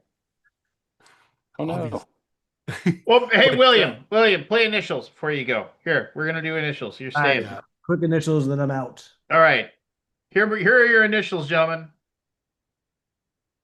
U C. okay. You no, not okay. U Gotcha. C. Uranium cobalt. Very nice. That was my first guess. Thanks. Clue number 1. This is the name of a 1974 album by Seals and Croft. I understood like 2 of those words. No Seals and Croft He's fan. the guy that sings "Kiss Like I love Kiss Seals and with the Croft. Rose" or whatever. Seal, you know. I'm just Yeah. Different seal. kidding. I know. Has been the subject of countless arguments.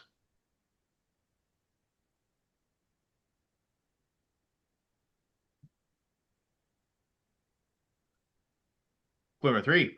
This is a stage.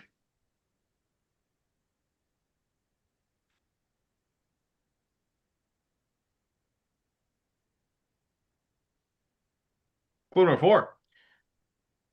Should avoid drugs and alcohol at all costs.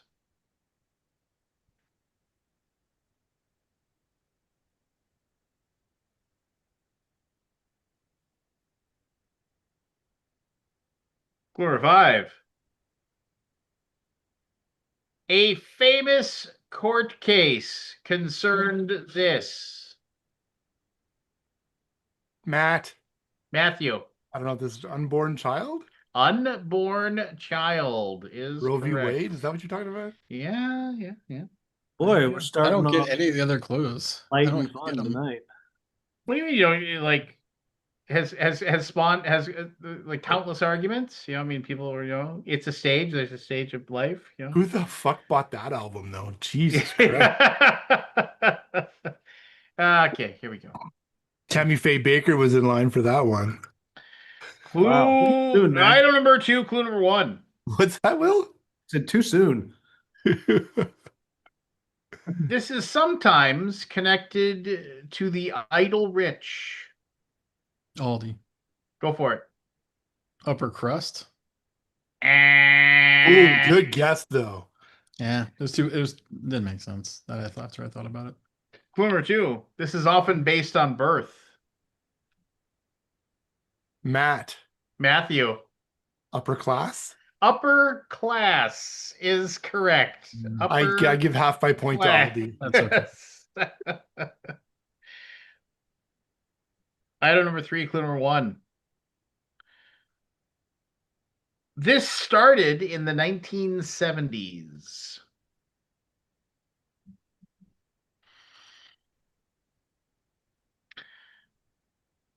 Number 2. These have designated codes. Matt, Matthew. undercover. Clue Got cocky, Matt. I number did. 3. Agreed. This often utilizes the color red.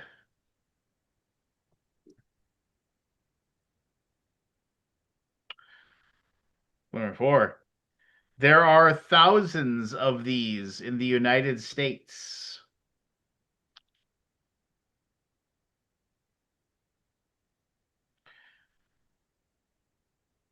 Number 5.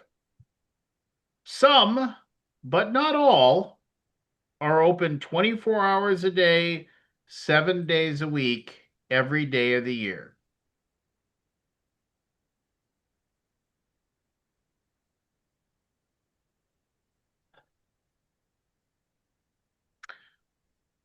Final clue.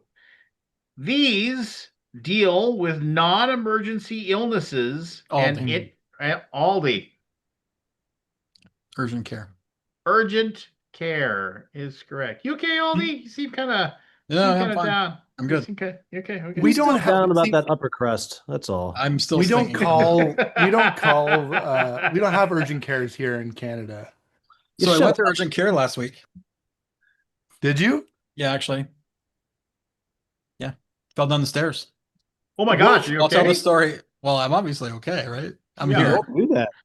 But You should I could be tell the wearing a story cast, now we or don't should I know. wait? Should I Yeah, wait? go ahead and tell the story. I want to hear it. So I was doing my daily exercises and I was running upstairs to get my AirPods, because I was going to do the neighborhood walk, my quarter mile, half mile, whatever I do, so close my Constitution. rings on my phone, and I ran upstairs to get my AirPods and I ran downstairs and I tripped on the stairs and I fell down. Like I hit the floor, like ground. Like I think I missed 1 or 2 stairs. I thinking back.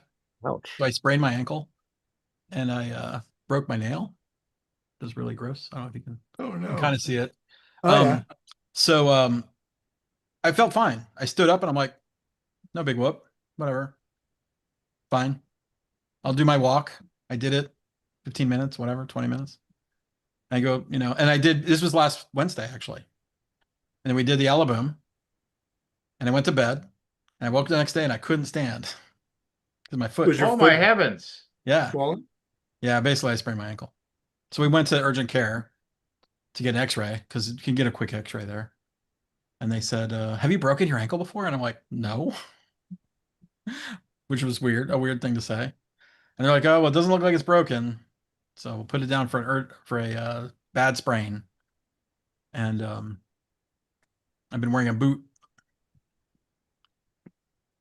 all week. Oh my Today. gosh. I'm wearing it one more day because I'm going out of town tomorrow. I'm not gonna wear the boot on the trip. So, but I'm like mostly okay. I mean, my foot still hurts. Still, it's sore, but it's walkable, and I'm not in as much pain as I was last Thursday. There you go. Huh. well, while Sorry, didn't mean to I interrupt the game. no, I mean, I'm glad you're okay. And while I don't want to do a topper type story here, I Top was it. no, I was But I was talking to my Nick, the guy who does all our modeling work for Next Level Minis, and we had to talk about the fact that we're going to GaryCon in March, and I was like, and he's driving up, and we're coordinating me landing in my plane in Chicago, and he's going to pick me up in Chicago and then drive me up because there's no hotel, there's no airport in Lake Geneva, Wisconsin. You yeah, either you have to drive in. you either have to fly to Milwaukee, rent a car, and drive down, or you got to fly into Chicago, rent a car, and drive up. And so Nick's Right. gonna pick me up. Anyway, I did I tell you guys I get to fly first class to Chicago? Yeah, like it was only like $14 more for a first class business That's pretty ticket. good. So, Well, Yeah, make sure so- you go with the shots instead of the beers, man. You got to well, get. yeah, I was told by both Shane and Josh that I need to drink as many drinks as I possibly. I was like, I don't do that though. I don't really drink anymore. Yeah, you want to be But- really sloppy when you get off that plane. Yeah. But anyway, Why is that? well, Because you hit you have to hit the terminal and then you're like, where am I supposed to go? yeah. Anyway, so and I was like, so anyway, what's new? Are you ready to go? And he's like, well, I I did shove a knife through my left hand, and I was like, what? And he's like, Through? and he showed me, and he sent me a picture, and I won't show it because it's pretty gruesome. But I was like, how did that happen? Because it was like a modeling knife and it was through his hand. Like, and I was like, how did that happen? He's like, I was doing some modeling work and I was doing it stupid and it slipped and it Mm. just, just, yeah. And Mm. I was like, well, so what's going on? He's like, I had to like have surgery and they had to fix the nerve damage, but they got everything hooked up again. So Wow, I that's more should be, sales. I should be good I should be good in about 7 weeks, he said. And I was just like, thankfully, he Jesus. said it's not my right hand. I mean, like it's not my dominant hand, so it's like I can still So he can still take be, care of himself. That's good. yeah. He can still unzip his pants, whatever. Um, but yeah, crazy stuff. Anyway, All right, moving on. moving on to the next item. Clue number one: Michael Douglas said this before firing a bazooka in the movie Falling Down. Wow, there's a blast from the past. Oh man, I know that movie. 85 cents for a Coke. I'm the bad guy. What's he Clue saying? number two: this is connected to diagonal lines.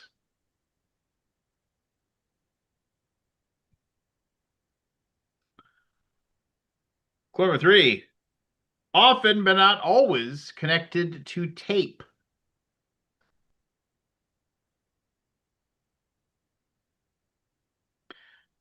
Clue number four: uses the colors black and yellow predominantly.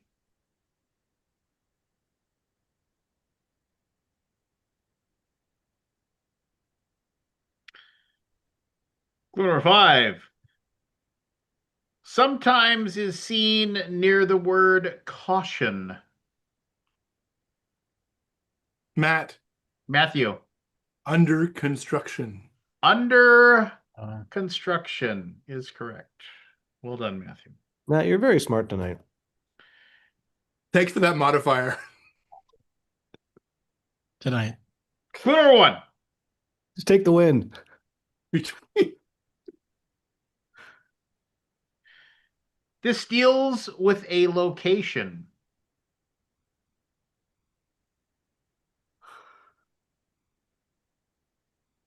Clue number two: this mostly refers to two men.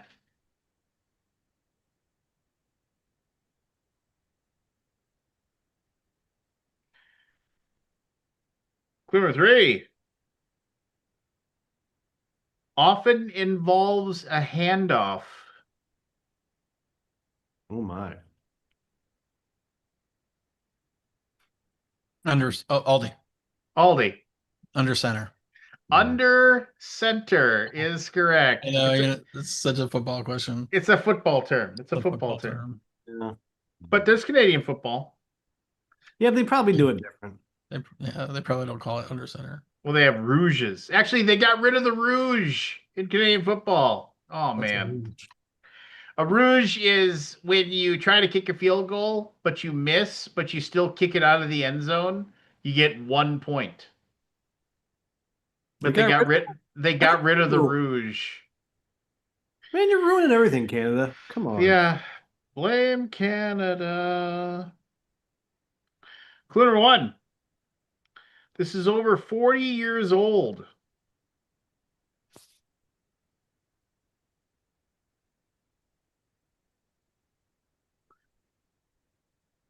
Clue number two: included Gillies Club.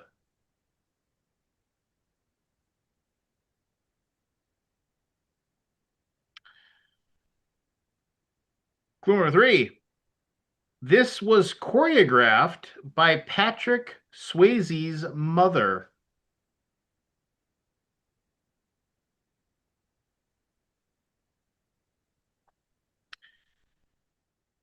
Clue number four: included Bonnie Raitt, Johnny Lee, and Charlie Daniels.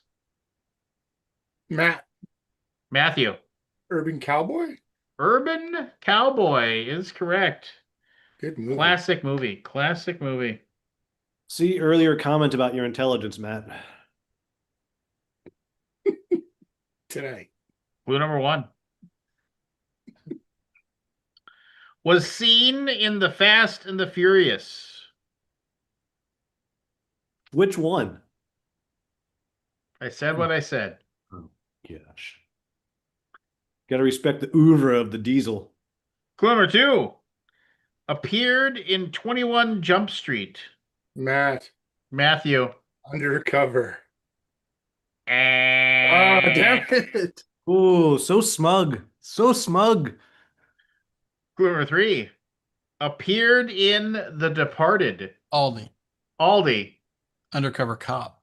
Undercover cop Half is point. correct. Well done. Well Half done. point. Half point. Half point. I guess undercover is one word. Yeah. Mhm. I mean, maybe it's just the American spelling. I wasn't done talking though, Lance. Oh, okay. I'm sorry. Clue number 1. This debuted in 1994.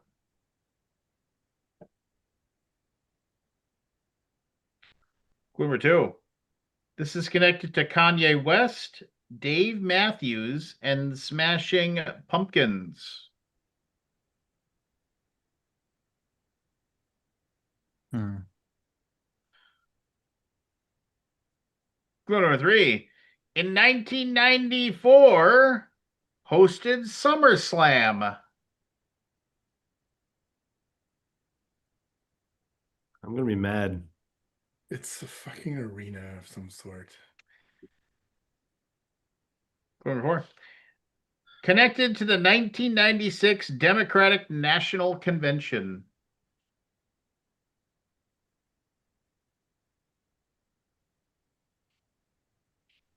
Matt, Go for it. Universal Center. And Now you're just making stuff up. Oh yeah, I don't know what the fucking clue number 5. Connected to Stan Mikita, Michael Jordan, and Bobby Hull. Will, Will. United Center. United Center is correct. Making shit up. See, I was like 3 letters off. I wasn't done talking. Pretty much. I wasn't done talking. My finger was still on it. Is this still called the United Center? I bet it's not. Might be. I think it is. Yeah, it is. According to my research, it is. Clue number 1. Often connected to class. Will, Go for it. upper crust. And Oh, that would have been glorious. You know why they call it That upper would have been crust? glorious. yeah, it would have been. That would have been. I wish That I would could have just been give it to crazy you. though. Clue number You know 2. why they call it upper crust? No. Because when in the upstairs downstairs days, Yeah.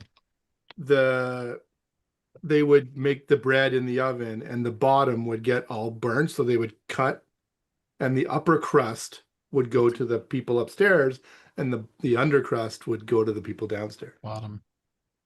Oh, I like that really? movie, yeah, upstairs and downstairs. That's interesting. Interesting if true. Look, they still do facts in Canada, so I'm going to believe it. Clue number 2. Another word commonly falls in between these two words.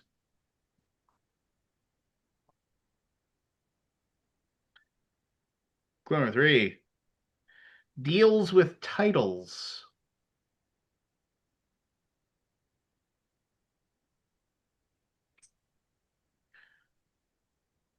Clue number 4. This often comes with a belt.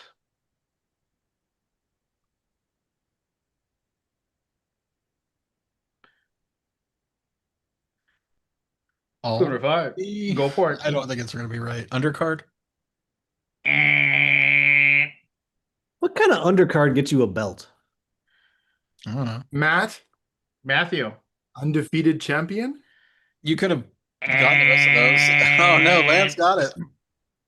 No, Will still got a shot. No, I already No, he uppercutted did! Did it. upper crust. Oh! Oh, yeah. Undisputed champion. Oh. I think those are pretty much similes that could have I don't know what you're whining about, Matt. You're crushing us tonight, I think.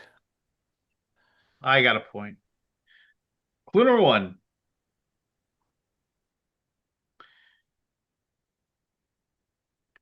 Was seen, in a sense, in the movie Gravity.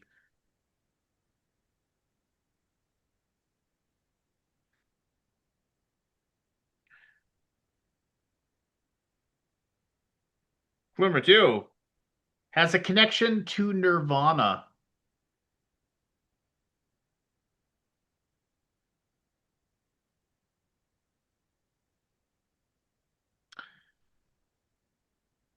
Clue number 3. Tom Green bit one of these in his infamous 2001 movie. I feel like I should know this. Clue number 4. It is a conduit.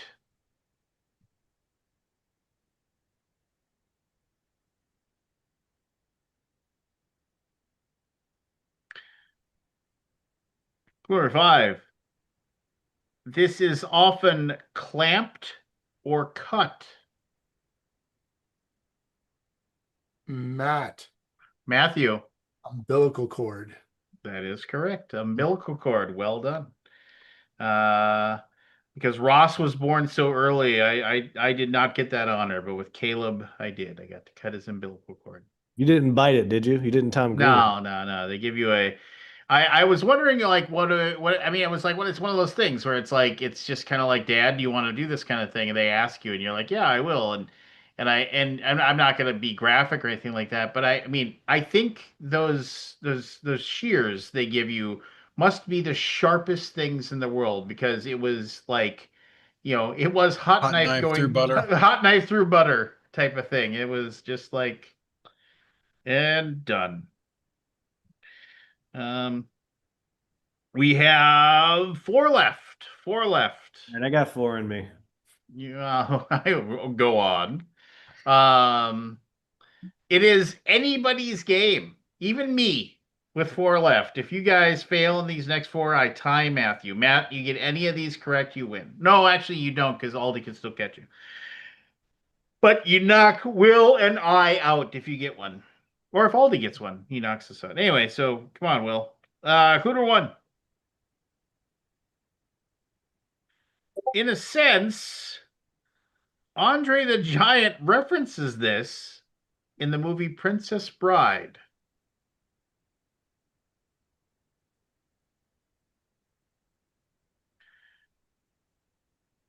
Number 2. This is often connected to cards.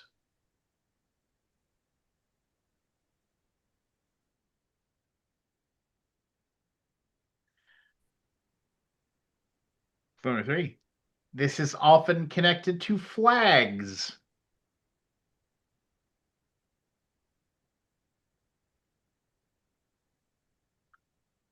Number 4. This was famously connected to an Oregon running back in 2009.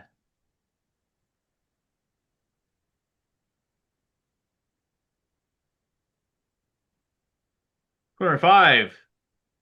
It can include, but is not limited to, kicking, fighting, or taunting. Will.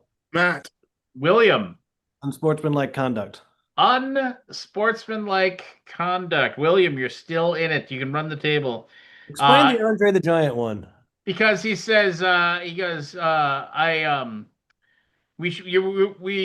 he throws the rock and he says, I didn't have to miss on purpose. And he says, I believe you.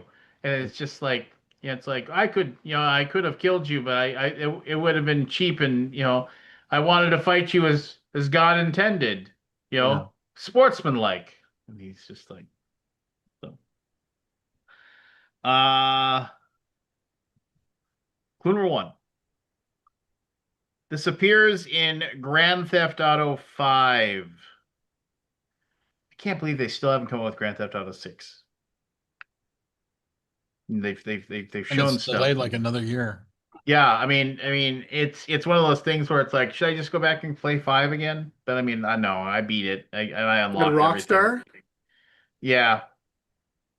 It's one of those things they know as soon as they publish it, it's a gajillion dollars. So I mean, they can just wait, but and people are still playing it online like rapidly. So, clue number 2, often involved in traps.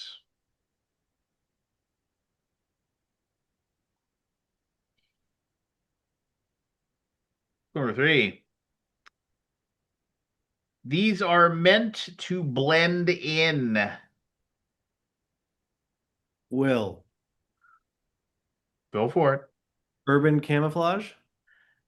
What I was gonna say. No, I think it's correct. I think you mispronounced that.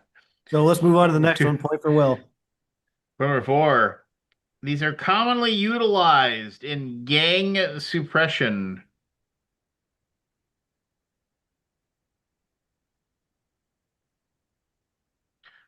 Number 5.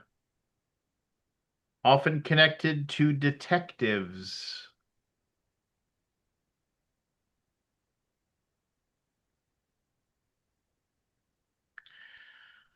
Final clue. These vehicles are often used to catch people speeding without sticking out. Standing out, sorry, standing out. Matt? Matthew. Unmarked car? Unmarked car is correct. Matthew, now you have 6. You've knocked Will and I out of the An running. unmarked car is just a version of urban camouflage, so I really got it. In a sense, I yes, agree. but in a more real, factual way, you're wrong. So Matthew, you win. But for 2 left for glory. Here we go. Clue number 1. This can be 1 word, 2 words, or hyphenated.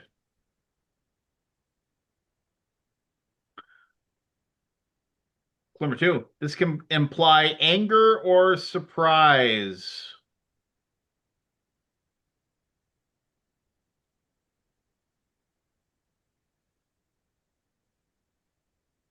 Clue number 3.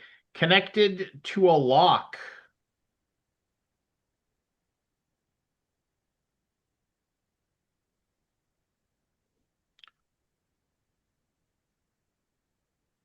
Clue number 4. In today's age, it is connected to yelling. Matt, Matthew. uppercase. Upper case is correct. Final one. Clue number 1. Is that These one? are most. I think What? uppercase is 1 word. It's Yeah, the he first, said that. That's what he said to begin the with. first clue One said word. can be 1 word, 2 words, or I'm hyphenated. zoning out, I guess, on those clues. Yeah, it's tough to win when you do that. Clue I number 1. These are commonly but not always pink.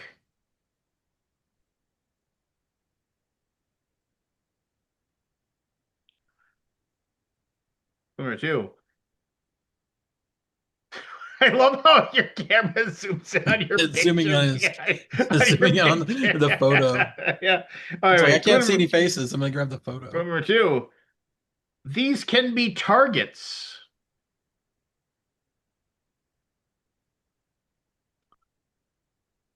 Number 3. These have a distinctive smell.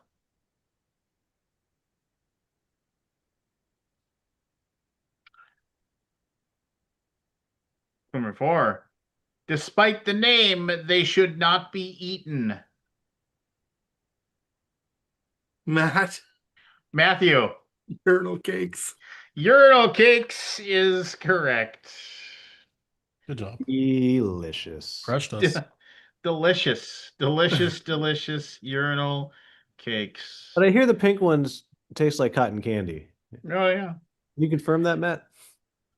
I cannot. Um, That isn't. Chad go. He left a while ago. It's posting on Facebook.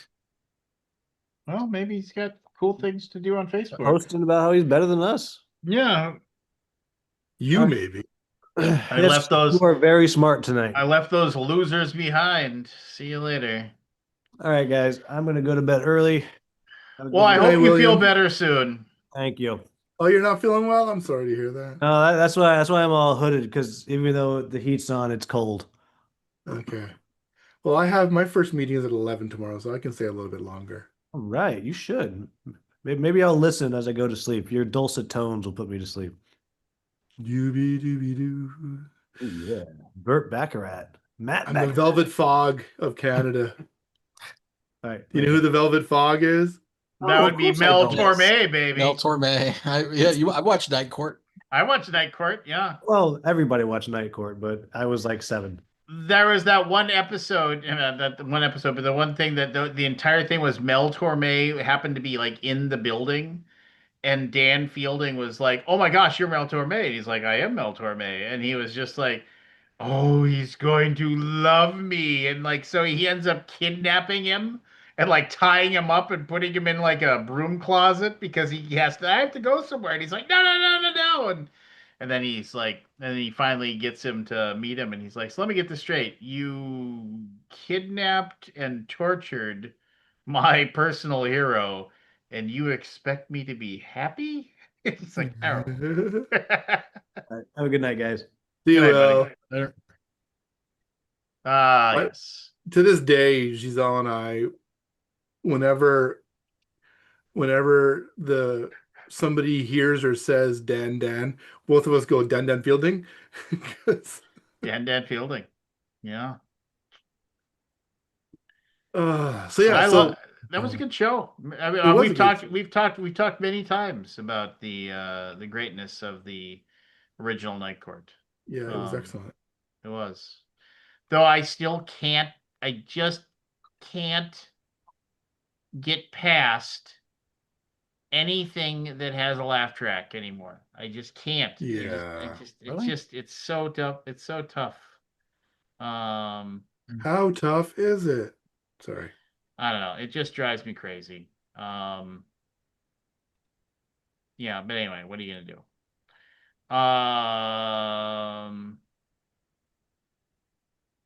So Aldi, You going to the gathering? you went and saw the cool thing, whatever. Um, uh, what else is going on? Uh, I played a great game this weekend. I played 2 great games that I really like. What'd you play? Rebirth by Reiner Knizia. Oh, I played that. I Pretty liked good. it. Do you like it? Yeah. It's Yeah, I really good did. for like an hour. Like it's so good. I enjoyed it. The one tile hand game. You draw a tile, you play it. You don't have like a hand of tiles, and you don't get bogged down in the Yeah. Play one, pick one. play one, pick one. Yeah, pick one, play one. Yeah, that's it. Same thing. Play one, pick one. So then you have your whole round to see where you're going to go. And then if someone goes where you want to go, you can, I mean, it's not, the amount of brain burning on it is not high. It's very quick. We finished it and the rule with the rules in an hour. And it's very good, like the solid thinking, like a lot of good decisions. Very good. And we played Right the on. Scotland side of the map. There's 2 sides on the board. You get Scotland and Ireland. We did as well, actually. I played Yeah. with I mean, that's the first one that you learn in the rules. I played with the guys from Nerdvana at BGG Con. BGG Con. Yeah, the game came out like 2 BGG Cons ago. Yeah. Not last year, year before. And I've been sitting with it in my house like for 2 years in shrink. Oh yeah. And I opened it finally this weekend and we played it. It was Nice. great. It was awesome. That's great. Second Wow. game, Gathering Gloom. You heard of this Ooh. one? No one's heard of this one. It's got a nice alliteration. Yeah, it's a co-op. You are a family of monsters. And you are trying to avoid being taken down by the villagers. It's a very kind of in-depth co-op game. Like there's a lot of moving parts, like it's complicated, you know what I mean? Like the complexity is high. There's lots of things you can do. There are lots of special actions on the board. Mm-hmm. Because the villagers can basically like attach to you and become stalkers, and then they start hurting you worse. So you have to avoid your stalkers. It's got this really cool gear system. That gear comes into the game, and the villagers start picking it up. They get first priority of picking up the gear, which can hurt you. If no one picks up the gear, then you can what do you call it? Allure. I think that's what it's called. Kind of like charm the villagers to like be your followers, Uh-huh. be your minions, and then they get the gear. So there's like this kind of cool system where the gear comes out and evidence builds up against you in the police, in the jail or whatever. Cool. And you can that if you kill a stalker, because stalkers can hurt you, you can't charm them anymore. I forget what it's called. Coerce, I think maybe is what it's called. You can't coerce them. You have to kill them. Okay. So, and the bodies go into the morgue. So you have evidence, there's evidence, this evidence queue that like every time a piece of evidence goes into the queue, it pushes it up the line. And if it goes out, then it like attaches to you. So the evidence becomes attachment to you and you have like more problems to deal with. I don't know. It's really cool. Like, and then That's you're really trying to neat. solve the problems of all the problems that are facing your manor. And you have like 3 different locations in your manor. Anyway, really cool co-op, lots of fun theme, and the way the game plays, like it builds a story. Yeah. Like on the first turn, I dug up a dead body of the ex-cop, the dead cop, and he became my minion because I was the evil No. side. I was the mad scientist that I could exhume bodies and like charm them, bring them in, back to life. Gotcha. I don't know, I just love that kind of stuff. Yeah, that's cool.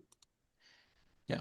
Lots of fun stuff. Lots of fun characters to play. We play with a witch, a night hag, and me, the evil scientist or whatever. Mm-hmm. And we were kind of, I don't know, it's just really fun. We had a great time with it. Sweet. Rules clunky. Artwork's not awesome. Like if you go look at the game, not great. However, the characters of the villagers are awesome. Mm-hmm. Like the person who did the cover of the game and like the character designs needs a little help, if I'm being honest. Who's it by? I don't remember the name of the publisher. Let me look. Gathering Gloom. Just a really fun time though. Dragon Phoenix Games.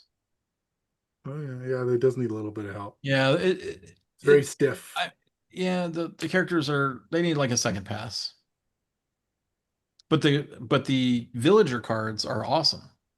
Like Yeah. I think it might be a different artist potentially, but anyway, that being said, the game is super fun. Right It on. has warts, but it's like it was, we got through it. Like there's a few like rules questions. This looks like they should have had a first pass on this art. Well, here's the question. It's human created art. If you fed that into an AI, would you be okay with that? No, because I hate AI. Well, then, and okay, then that's the way it is then. So crappy human art is better than Crappy human art is better than bad. Good. I mean, I'm not trying to promote AI art. I'm against it too. No, I agree as well. But would you rather have a better looking AI art piece? Well, why do I have to have like? I'm just saying, why are my options not great human art or AI art? Why can't it be that what if they don't have the money?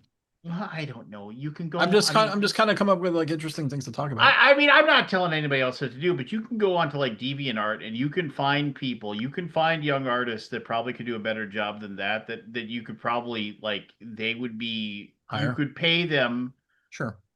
less than the millions that Matthew expects, and then like what would you charge for a character? Hey. Well, I don't know. We don't know. Hey, We want to discuss Matthews. well like, worth it. But well like, worth. let's say well if what you got a game produce, with like Matthew. 12 characters, all fantasy based, like this is straight up this is straight up movie monster type stuff. Yeah, There's a vampire, there's a werewolf, there's a mad scientist, there's a witch. A witch. I mean, if you don't have a couple $1,000s, I'm guessing is what it'll be. No, I totally agree. Yeah. It's cool. Yeah. But as you say, the game's solid and it's fun. No, the game's amazing. I think it's amazing. I just think people will be turned away from the artwork. Mm-hmm. However, the villager artwork is great. Good. I'm not sure why the difference, but I guess maybe it was two different artists. Maybe. I Yeah. mean, be a good question for them, right? You know, I mean, just why does your art suck? I would have It's given I not. would have given it the Aldi Look, it's seal of better. approval. It's totally better than I can do. So it's better than what like. It's serviceable, right? It works. I understand what character I am. Mm-hmm. Anyway. Totally. Totally, yeah. Anybody watching The Pit season 2? No, I want to watch it. Ross and my wife are I've not even seen season loving 1. it. So Season Season one's 1 so worth good. watching? Oh yeah, Okay. yeah. It's I like, never but will I like it? I really don't like medical drama. well, you don't. I mean, It's it makes me uneasy.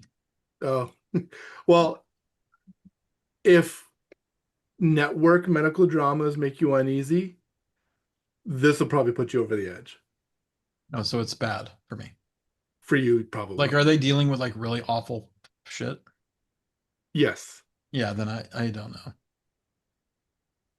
and they show it because it's cable or it's Yeah, it's Netflix, streaming. right?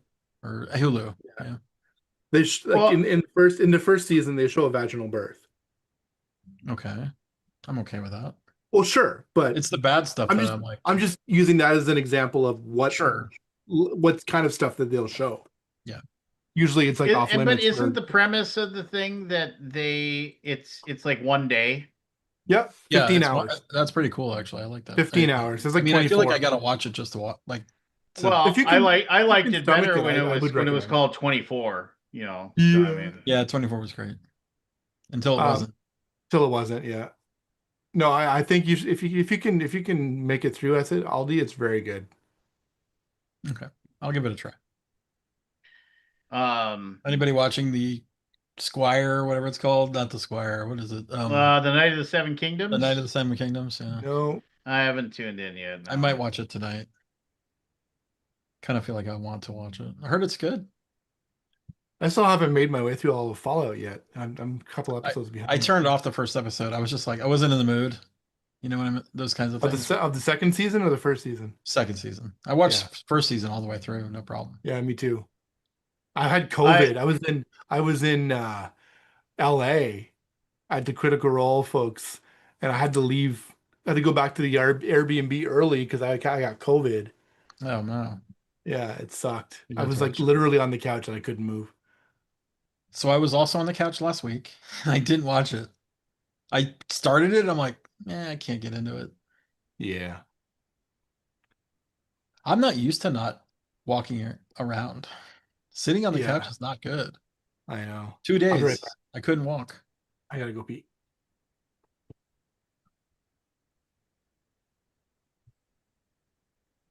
Thing. So you're on the mend though. I mean, you're still a little bit sore. I think or I'm. anything? It's just sore. My foot is sore, which I've been in this position before and been fine. I basically am wearing the boot now, just in case I do anything twisted or anything. But I'm just trying to get through it. I'm okay. Yeah, I mean, I don't. It's not lingering. It's not like every day is a little better. Although it's weird. Like it was the third day I had the boot. I was fine, and I was like, I don't need it anymore. And then the fourth day, I was like, I think I need it. Like it's going up and down, like that kind of thing. Yeah, I got Because I kind of pushed it a little bit on the third day because I'm like, I'm okay. Then I'm running around because I have like a bunch of shit to do, running around the house. I got stuff to do, baby. Can't sit down all day. Anyway, no, I got you. I'm still wondering what the statement was that they thought I broke my ankle once before. Like, I wonder if I do need to see some kind of podiatrist to figure out what that is about. So, I mean, I don't have an answer to you, but a lot of times with those situations, like it's like they'll they'll see that you have like a break or something, or like a hairline fracture or one of those things, right? So it's like they're, you know, Well, oh, they said it looked like I had an old injury yeah, from the X-ray. Now, I didn't show me what it was. They didn't show me anything, but they just said it. interesting. But I was trying to think back in my life, like, did I ever feel like I broke my ankle or sprained it so bad that it made problems? I don't know. I Anyway, mean, I have a bone in my left foot that I broken. you don't say. Ah, I broke it twice for sure. Mhm. And there were several times, other times when I'm like, I'm pretty sure I broke that little, metatarsal or whatever that's in there. I'm pretty sure I broke that again. I I think that's like definitely like possible, but like, I mean, like the first time I broke it, I had a full cast on it and everything like that, and I had to wear this cast. And like in the second time I broke it, like literally they said, oh, just wear tight shoes. It was just like they didn't even like. They were like, I was like, I'm not gonna What? get yeah, I was like, I'm not gonna get a cast, and they're like, nah, because it's such a small bone. And it's just like, so just wear some tight shoes and and like try to keep your weight off of it. And I remember I was like 18 years old, and I was a senior in high school, and I just my foot hurt for like a month. You know, just I suspect that's where I'll be. It'll hurt for like a month. um I'm finally gonna go in and have them look at my shoulder, because I can't. Hurt. It just I can't deal with it anymore every day. Like Mm. it just hurts. Like have a low grade like 5 to 7 pain all day long. I'm just Oh, like, that's not okay, great. yeah, no, I mean, That's not good. yeah. The waking up Hopefully, it doesn't waking kill up with me. my arm hurting like crazy and having to try to fall asleep is a Yeah. really great part too. But yeah, whatever. Wah wah wah. What was me? Um, yeah, I don't know. Mm-hmm. Uh-huh.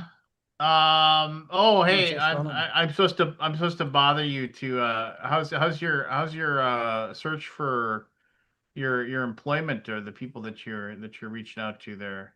We were supposed to be done with narrowing down. I'm just waiting for one of my reviewers to score the candidates, and they haven't done it yet. So,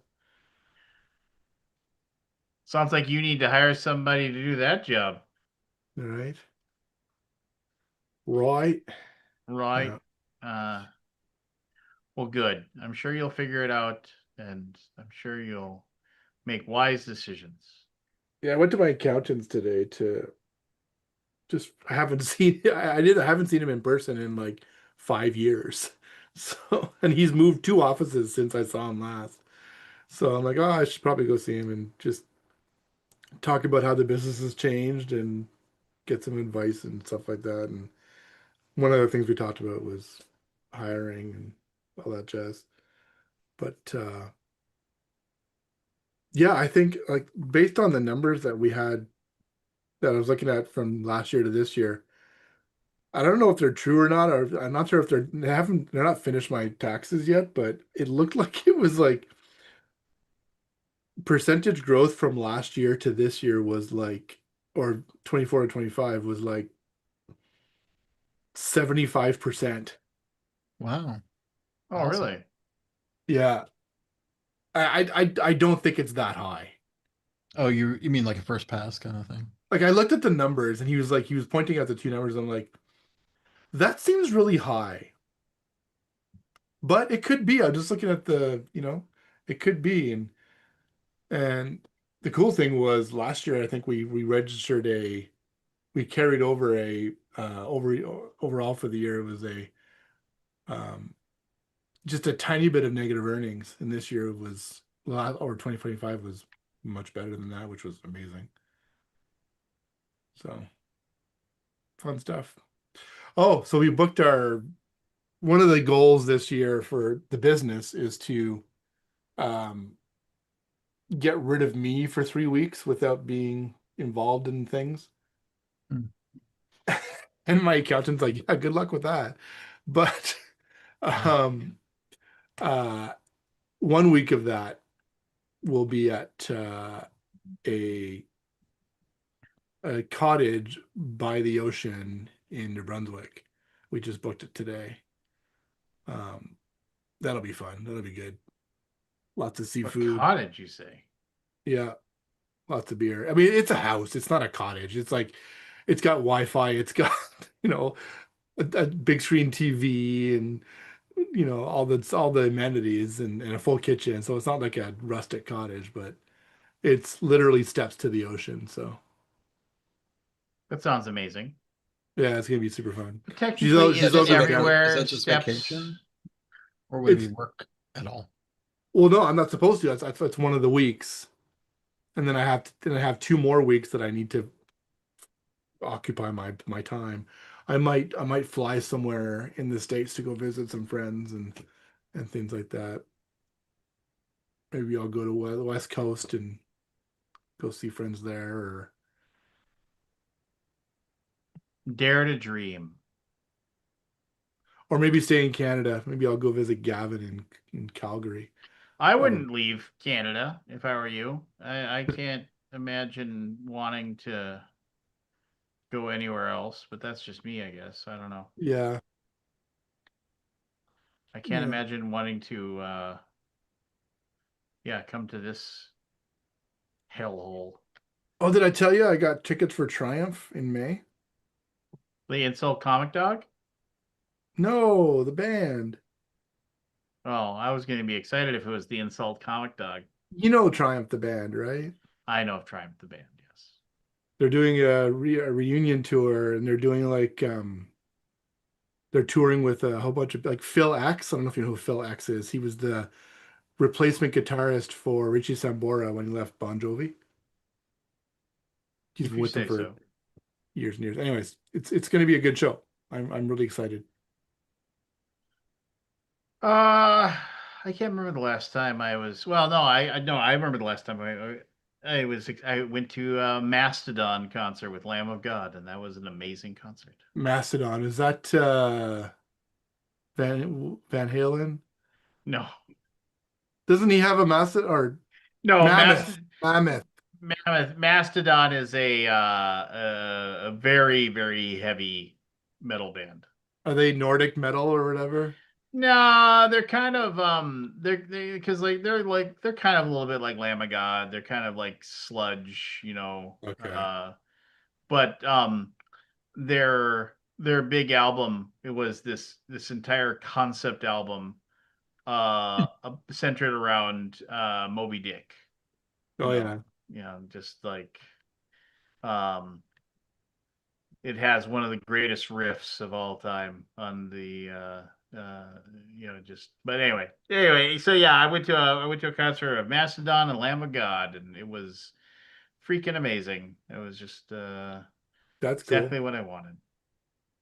But it's been a while since I've been able to experience anything like that. What's the last heavy metal concert you went to, Aldi? Heavy metal? Yeah. Hmm. And Rat doesn't count. Okay. Tool, I guess, is that heavy metal? Oh, It's not really heavy well, metal. I mean, that's pretty heavy. that's heavy. I mean, depending on who you talk to, It was I a would good, say it was a that's. great fucking, and I went to Perfect Circle and Tool, two different concerts. I Perfect think Circle. Basically the same guy, Yeah. Maynard.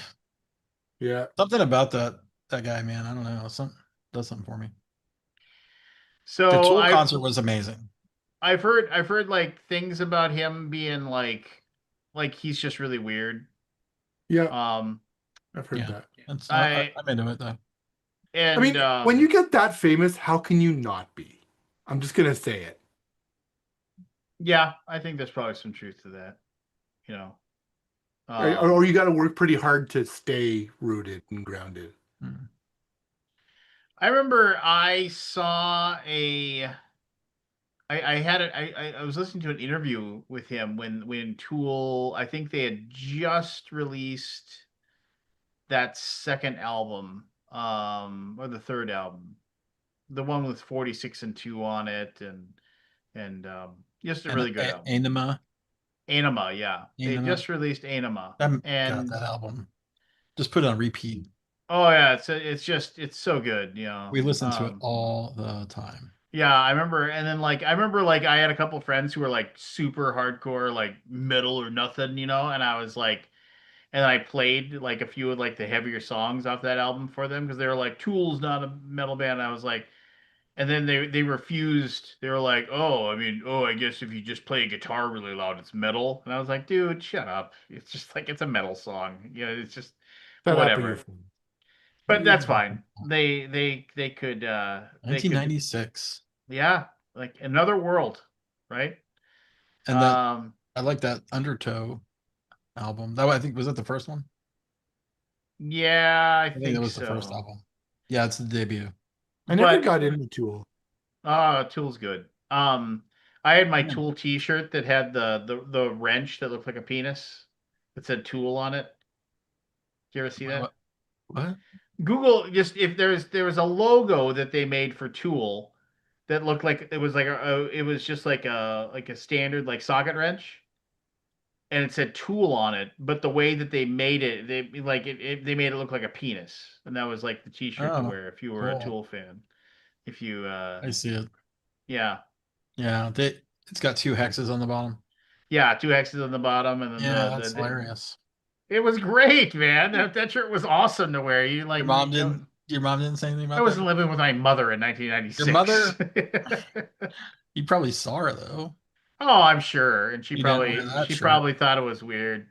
Oh man, I mean, I don't know. I shouldn't probably be, saying these things, but I was like, I was saying I was my dad. So I was gonna say something, and I didn't want this to come across like I was like looking for sympathy or anything like that.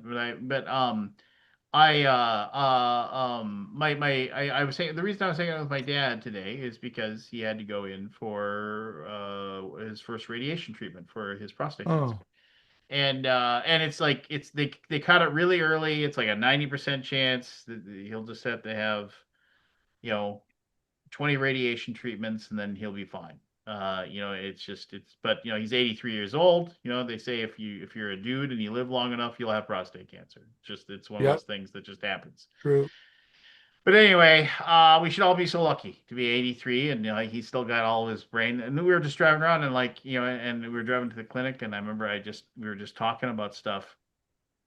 And I just said, because he was talking about going to college, like because I was talking about how I had to help Ross get some things set up in the dorm room, and he was like, I never lived in a dorm, and I was like, really? And it's like, oh no, I stayed with my aunt Lil when I went to college, and I was like, and then I just asked, I said, uh, did you ever have to deal with anything as well? First of all, how much do you think? So he said when he went to college, they did 3 quarters a year, and you had to pay up front for each quarter of college.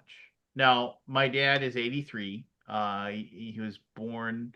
So if you think about it, like he was born in 1943. So you can just do the math. You can figure out things. Um, so he was going to college in the 60s. How much did my father pay for 1 quarter of college in the 60s in North Dakota? For one what? Give me 1 second. I'm gonna do the math. For a For one quarter of year? for a quarter because Well, a quarter. you went like and the way it was set up at this college you went to you did 3 quarters of college and that was a year so you had to pay up front for the quarter of college that you were in In and the I'd he say '60s. $150. No, less than that. I would say like 100. Yeah, 75 to $100. oh man I was gonna have to give you $100 bill, Matthew. You got it right. It was $150. That was what it was. It Jeez. was $150 you had to pay for a quarter of college. And Yeah, I think I and paid like 400 a quarter. Yeah. And Which is still a bargain, right? I mean, yeah, well, yeah, I 90s. paid absolutely. $700 for one semester at my college. So anyway, Canadian. What's a quarter go for now these days with the youngins? it's ridiculous. More than 1,000? I mean, thank God my kids are smart and have talent and they can get help, but also, I mean, thank goodness. Here's the. Do you think you need to go to college anymore? I don't know. I really don't think it is For specialized necessary. things, sure. I think you do. I Like think what? I think you still need the piece of paper, to get in the door, in a lot of cases.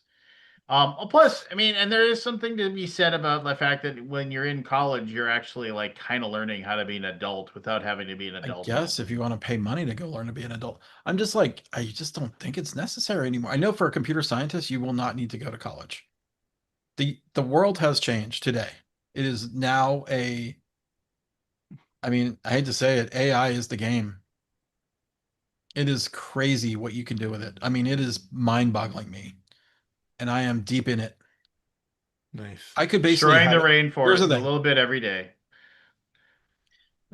I mean, yeah, sure. But here's the thing. Every single company in the world is doing it. Everybody is doing it. So the people that aren't doing it are not going to hold up. They're not going to be able to compete in this modern world. I feel like I could really, if I put my mind to it, I could basically have it rewrite the entire Board Game Geek website the right way. Like, it's been this hacked together 25 years of code. I could basically break it down into like all the little problems that it has and rewrite it very quickly with 1 to 2 people. I know you're skeptical. I Yeah. believe you. It But doesn't mean yeah. I like it though. Of course, but magnify that out for everything. Just no one's going to make computer chips anymore. It's going to be AI. Like I don't know. It's a weird. Yeah. I think people underestimate it. Well, thank goodness when everybody is just using AI to do all the work and they don't have to employ humans to do it anyway.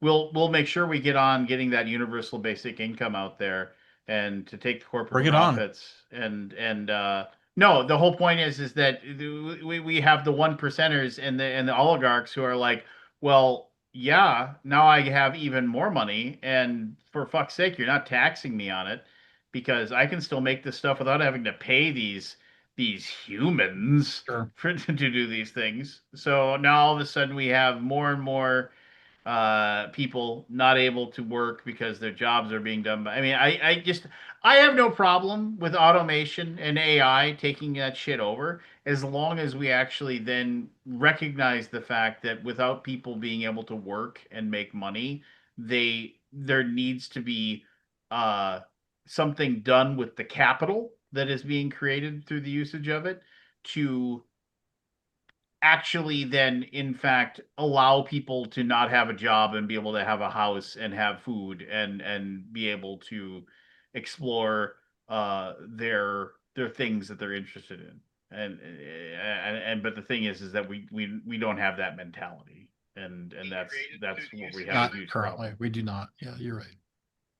So Okay, Must I be a need to problem. go. okay, well, I'm going to solve all the world's problems without you then. Sorry. It's quarter to, Just giving you the it'll be a lot easier without me, trust me. No, you're fine, brother. I mean, Yeah, it's quarter to 1. I got to do some stuff before I go to bed and then collapse in about 15 minutes. well, get some rest. Without your Thanks. health, you don't have anything. So, Have a good night, folks. See you, man. Good night, buddy. See you in the funny papers. I wish. Love to be in the funny papers. I just don't see it going away. Well, no, of course it And won't. and it is the worst it's going to be right now. Right? This is only like 1 year old technology. 1 year. But the thing that And I'm not trying to be like pro AI. I love it. It's scary. But I think the world is going to have to deal with it.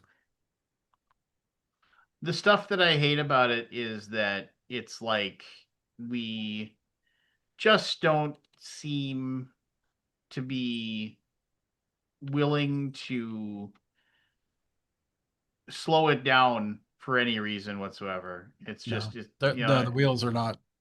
The wheels are not nobody is brakes. taking There's no brakes. very much like very much like Jeff Goldblum said, you were in such a rush to make your creation, you never stop to wonder if you actually should be doing it. So uh and that's inherently an issue.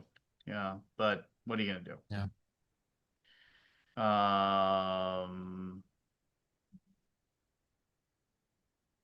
Yeah. Anyway. Uh what's the next big thing for BGG now? You know, I mean, you guys, you have Yeah, you have we're a working on new. I mean, here's the thing: we're still not fully not mobile friendly. There's many look. parts of the site that are not mobile friendly When is BGG Spring? in May. May. And then, do you have a cruise before then? Yeah, they're going Australia. I say there. I'm not going. Um, yeah, it's Australia this year in February. And you're not going because you hate the water? I have a problem flying. I think I've talked about it on here. Oh before. yes, yes, I remember you telling me about that. Yeah. I'm hoping, since I'm going to New Orleans this weekend, I hopefully will not have the shivers, the chills. Well, that sucks. It's only an hour and a half flight. It's pretty short. I think it's maybe even less than an hour. Let me look at the time. Yeah, it super sucks. I want to go to the places. And Michelle is not happy about it.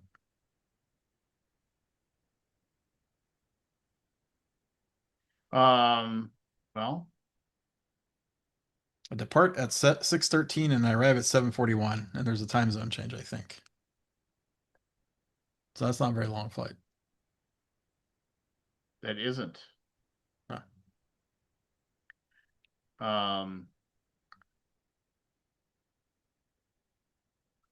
What I mean, yeah, that's just gotta suck that It does. It blows. Up. It's. I mean, I think it's just related to my blood pressure medicine. It hasn't happened before, and they don't really know anything. They don't have like a good reason. No, I mean, that's why they call it a practice. Yeah, that's why they call it a practice. They don't have the answers. Derp, derp, derp, derp. Anyway, I'm doing what I need to do for my health. Yeah. Just sucks that I can't fly that far. I mean, that's Yeah, just, they're going. They're going to Australia. I would have loved to go to Australia, Hopperton and all that shit. They're going to New Zealand. Also, it's a New Zealand Australia cruise. Super fun. There you go. Let's see. We're working on. So today, me and my AI coder, I talked to for about 3 hours and told them all the problems that I have with my spam.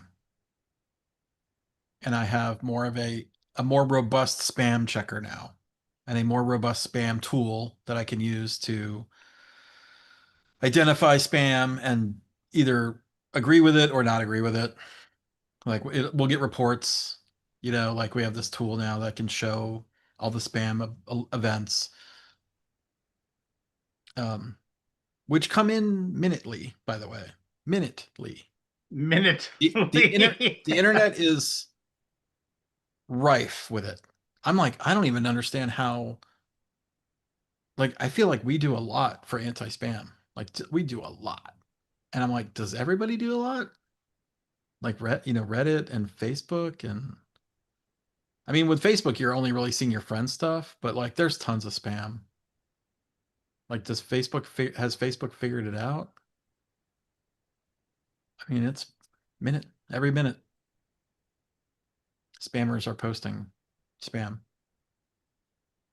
Because AI can do spam too really well, right? And they try to it's like it's an arms race. I'd be curious how Reddit does it. I haven't really seen too many like white papers on how to like anti-spam websites. You know, I need to look around and see what they do. You know. I don't know if I told you, but like we were getting, um, did I talk about this already? About spam, people uploading spam images? Yes, you were Like the telling me spam about was in that. the image. So we're using an AI tool on Amazon to analyze the picture and like detect the words in the pictures and running it through a spam filter for gore, offensive imagery. I mean, it's just like, man, this did I ever think that the board game website would be this thing, that magnet for this crap? It's unreal. Anyway, and they keep coming up It's with new things. Like we do these, we're like, okay, we got it this time. We're like, okay, they're doing this impersonation stuff. We got that figured out. Now they're doing some other thing, where they change they go all around us. It's like they know, they just kind of like try until they get through something. It's like it's just crazy. And like, just so, and it's not a person either. It's just some program that they've set up that the I whole guess it's purpose. people. It can't be No, people. well, it's people at first, and then they turn on the automation, Yeah. right? Like if they can find a spot, they just hammer it, like a weak spot. Anyway, it's not I mean, fun. it's just ridiculous how. Yeah, it's crazy because I don't like thinking about this stuff. I like to think about more exciting things like board games and like how to make the website better for board games. But I get bogged down into anti-spam, anti-scam, scam too. Um, yeah, it's part of the world, I guess. Can't have nice things. No, and you can't have a website that has millions of users without having a bunch of Millions of dirtbags. problems. I got millions of So problems, but I a think I website told ain't you, one. I don't know what's happening. And I think, and this is not like, I'm not trying to brag about BGG, but in 2020, we had 6 million active users in a 30-day time period. Any guess? Any idea where we are now this month with 30-day window? 12 million. Close, 11. That's almost double. And I'm like, what is going on? And I don't sense that traffic is better. Like, I don't think people are posting stuff. I'm just like, what is going on? The world is this part of the new world, or is this like the new AI? Like, are we getting hammered by AI agents, or is it real people? It's hard to tell. Anyway, that's fun. Yeah. Which of course causes our bills to go up, right? Because it's more people looking at stuff and more or bots. I mean, I don't know. I'm checking right now. I'm logging into the analytics. Yeah, we're at 11 million. It's up 43%, by the way. That's from last month. I'm like, oh great. Normally I would like celebrate this milestone, but I feel angst about it, because it's like, was it real? Anyway, I've said this before. Just weird. I mean, it's surprising to me. I mean, and I'm not trying to kiss your ass here, but it's surprising to me just how much you've managed to uh continue evolving as the whole thing evolves. Changes, yeah. Yeah, so I mean, Yeah, I kind of think back, it's like used to be like minute problems. But the spam thing is like out of control. yeah, I mean, I just wish there was more technology out there to handle it.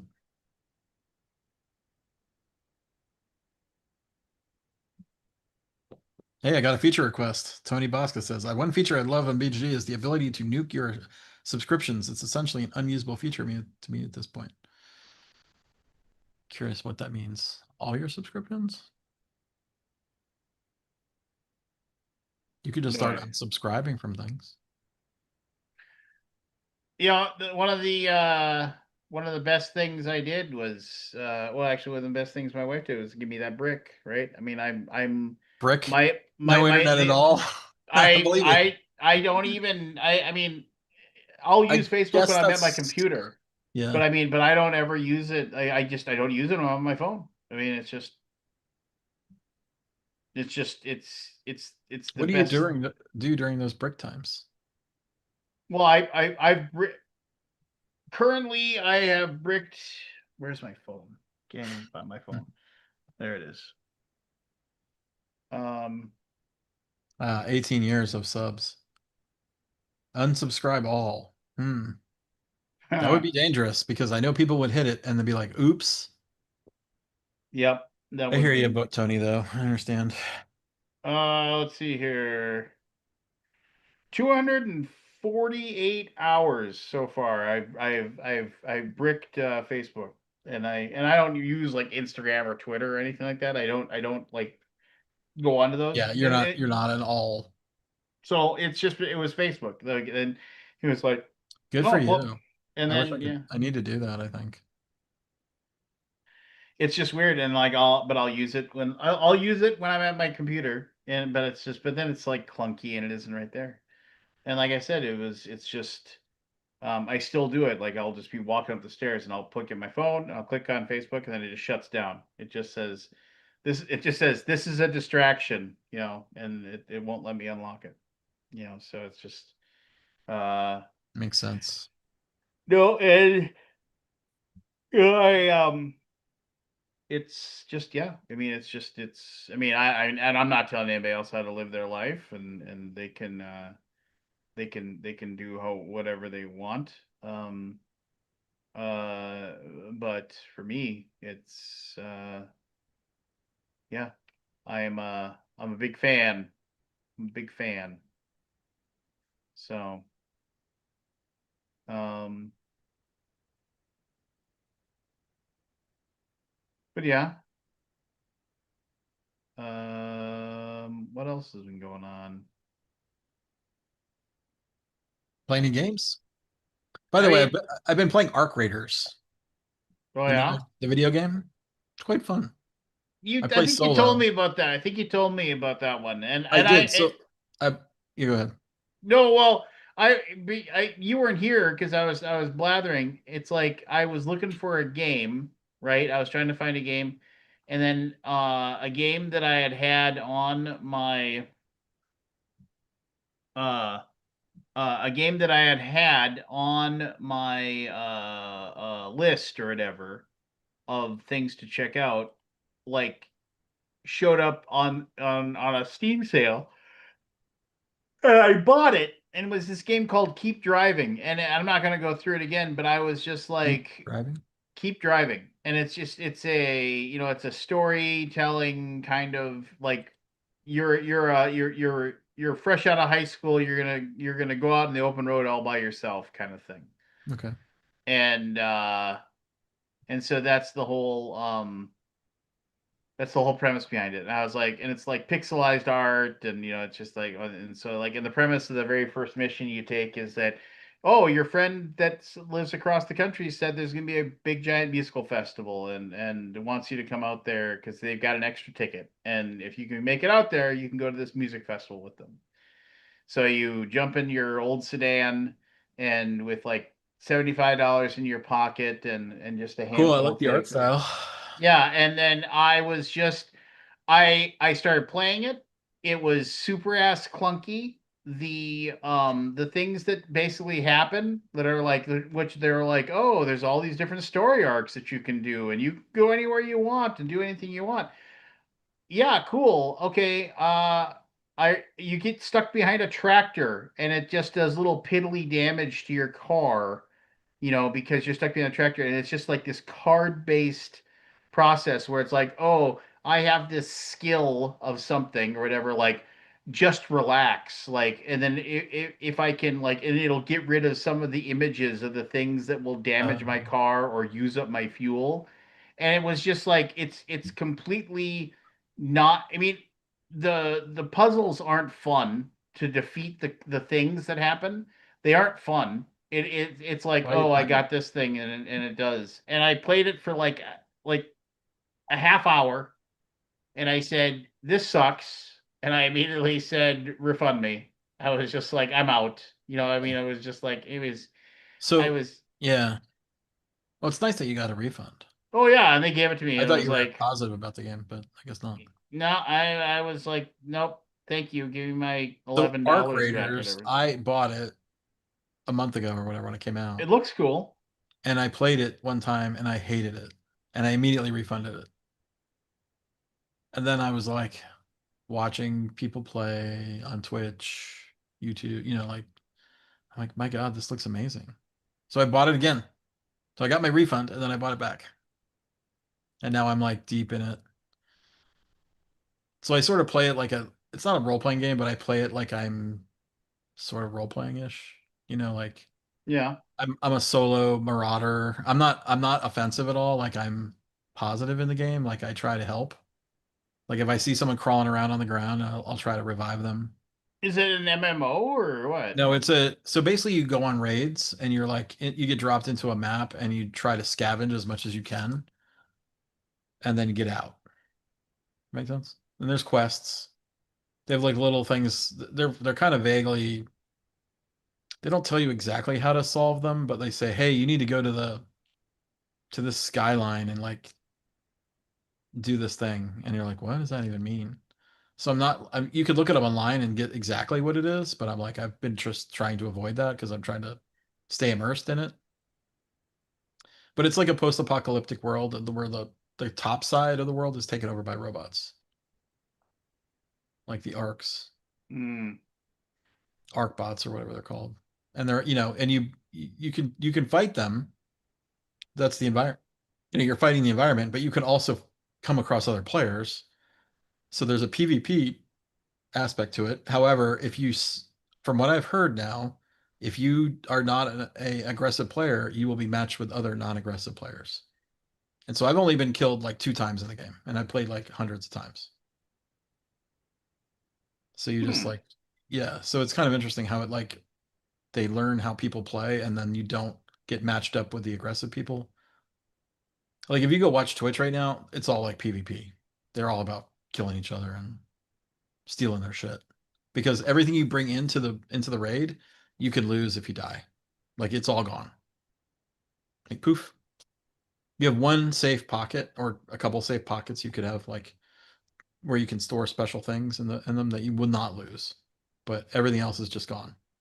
And so you have to build back up again and get more stuff. Like it's a crafting game. You're making your own supplies and building your weapons, and you can find stuff in the world that's like rare. Like I found a few blueprints that let me build other things that are more rare. Is that cat on your head? Just crawling up on the top. Oh, it's on of the it. back of your chair. Yeah. She likes climbing up there. Okay. Neat. Uh, There you go. yeah. See Anyway, what it's it pretty is, cool. so- I like it. Every once in a while, I get into a battle with like a robot, and then his buddy will come join the fun, and then I'm overwhelmed, and I'm like, okay, I can crawl back and maybe get out of here on time, but like every once in a while, some nice person will come by and like, resurrect me and let me get out. But most people kind of ignore it. Like, yeah, I'm crawling on the ground, and I'll eventually just bleed out. Anyway, it's super fun, and it amps up the intensity because everything you got in that raid you could lose if you die in the game, right? Hmm. And so I was kind of greedy at one moment. I'm like, there's this thing called oh God, what was it called? Can't remember what it does, but it launches missiles in the air. It lobs like arc missiles on you. Like if you stand in front of it face to face, it can't do anything. But it launches missiles they go up like a mile and they come back down and hit you right in the face. And so I'm like, oh man, I wonder if I could kill this on my own. And I tried, like I was kind of like popping out of the subway and then like shooting it and then ducking back down. And one time I run out of the subway and it like a missile smacks me in the face. I'm like, oh, I'm dead. But I had like all this great stuff and I'm like, damn it. Ah, I wish I would have just left them because you extract out of the map and you get to keep everything you extract with, right? So yeah, the sound design is amazing. Some best sound I've ever heard in a game. interesting. If you want to team up, let me know. I'm not playing any team ups. Yeah. It's up It's to you. just, I mean, I don't know. It's 40 You never know. bucks. I mean, I can download. Come I on, can. $40. Come I on. can download City of What is that, like Heroes a- for free. So I mean, City of Heroes Rebirth is back, baby. What's that? MMO?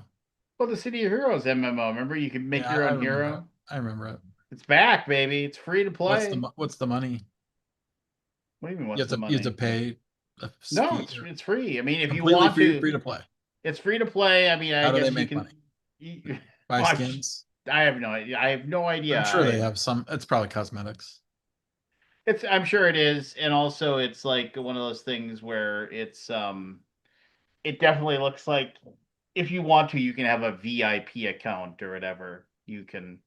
Um, you can get stuff, that um if you want to like have a whatever better experience or something. I don't know. It's but yeah, play for free, baby. Download the game with the Sweet Tea City of Heroes launcher installer. After launch Sweet Tea from the start menu, then find and select Rebirth and press the validate button to begin updating your game files. Once that's done, you're ready to play. Is it on Steam? No, it's like if you just type in City of Heroes Rebirth, it'll take you to their website. And yeah. So What's it on? Nothing? it's just they've set up a server, and Okay. it's like people still have Ultimate Online servers going, that you can go and join in and play, which I find fascinating that they're still keeping those going. But that was My name is. what was that? Michelle sent me a reel. Does your wife send you reels? She'll send me she'll send me random links to things. Yeah, I get me and Michelle send reels to each other back and forth all day. We crack each other up with reels. With the reels. Yep. Um There's this dancing guys in Dallas that do this. Do you remember the song "Return to the Mac"? no. You would recognize. Maybe you would recognize it. I'd love it. Like we both love that song, "Return to the Mac." And there's these guys that dance to it all the time in Dallas. So we're sending each other the reels of these guys dancing. It's just fun. New modern world stuff. Sending reels back and forth to our spouses. Or if you see something funny. Well, there was one the other day I saw that was like if you grew up in the 80s, you remember all this stuff, and it's like this long list of things. That's just fun. Um It's nostalgia. it is nostalgia. Um I will I think it is really difficult for me to find a video game that I like anymore. And I don't know what the deal is. I'm just too goddamn choosy. So I need to or... just buy you this game, and then if you don't like it, you can. No, you don't have to buy me a game. I mean, here's the thing. My game group is always talking about like we need to get a game so we can play together. Like not during the game day, like outside of game day, just to do something. And I'm like, okay, what about this? What about that? And nobody ever sticks with anything. And I'm like, hey, I'm playing Arc Raiders. Do you guys want to play? And they're like, no, I'm playing Where Winds Meet. Have you seen that one? It's actually pretty cool. Where wings Where meet. Winds Meet. Where winds Meet. meet. It's free. Also free to play. And Where it's pretty cool. winds meet. See it? Yeah, that looks weird. Okay. This is the problem. Like nobody likes anything anymore. Like No. I'm just trying to like coordinate with people. Like, okay, I'm playing Arc Raiders. Does anybody want to play? And like crickets. Okay. Arc Raiders gameplay. Let's look at this. Arc Do Raiders. you want to So share your screen so everybody can see no, it? no. I'm just. I mean, gonna I feel blink like through- you're just watching your screen is not exciting. You should share your screen. No, I'm just blinking through. Okay, this guy's shooting a robot. Okay, that's cool. Yeah, you have to. Yeah, the robots are on you. And you shoot you raid their. When you blow them up, you can raid them and get stuff. And then what? And then PvPers show up and kill you. And I'm telling you, if you don't play um aggressively, they have a system.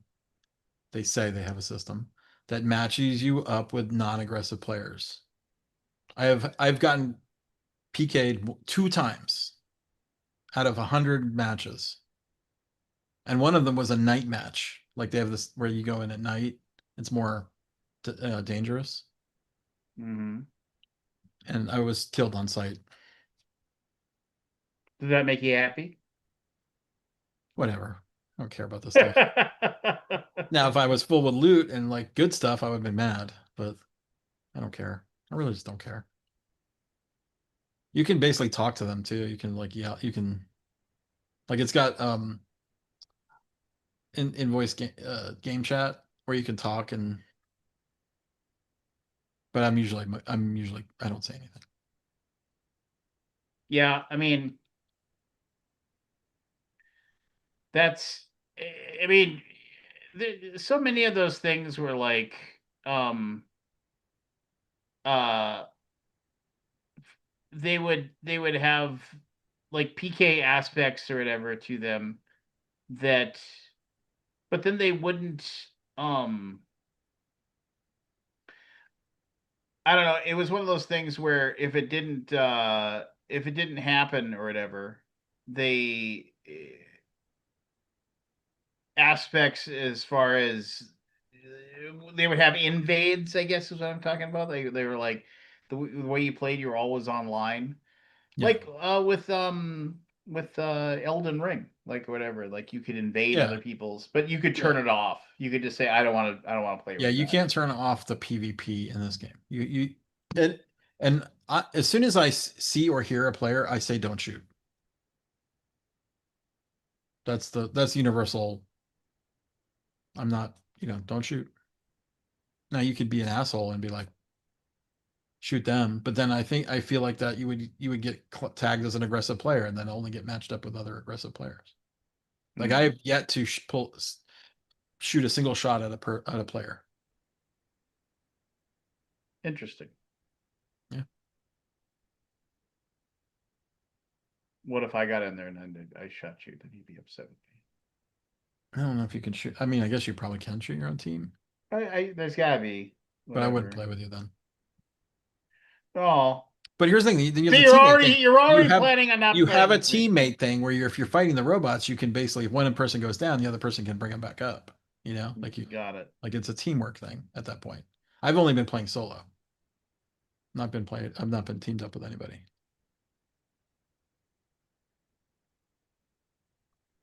That works.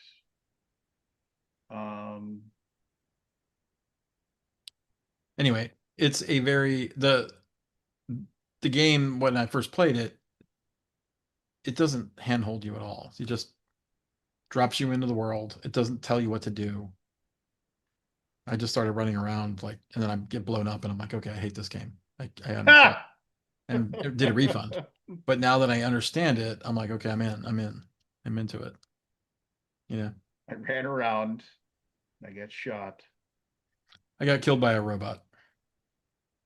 Robot. Listen to the robot. Cancun cruise is spotted on a plane heading to Laguna Beach as the state of Texas braces for an ice threat and brutal, freezing Arctic cold front.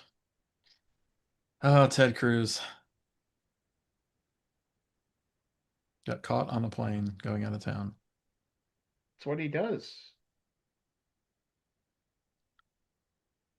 You got some winners down there. Then again, I got some. It's not like I have a bunch of winners here. So when I go to town, I'm gonna drain the water out of the house. You have any tips on that? Have you done that before? I'm just gonna turn off the water and then just drain it at the lowest, what I feel like the lowest point of the house is. We don't have to do that up here because our pipes are insulated because we know it gets super cold. Sure. So we don't yeah.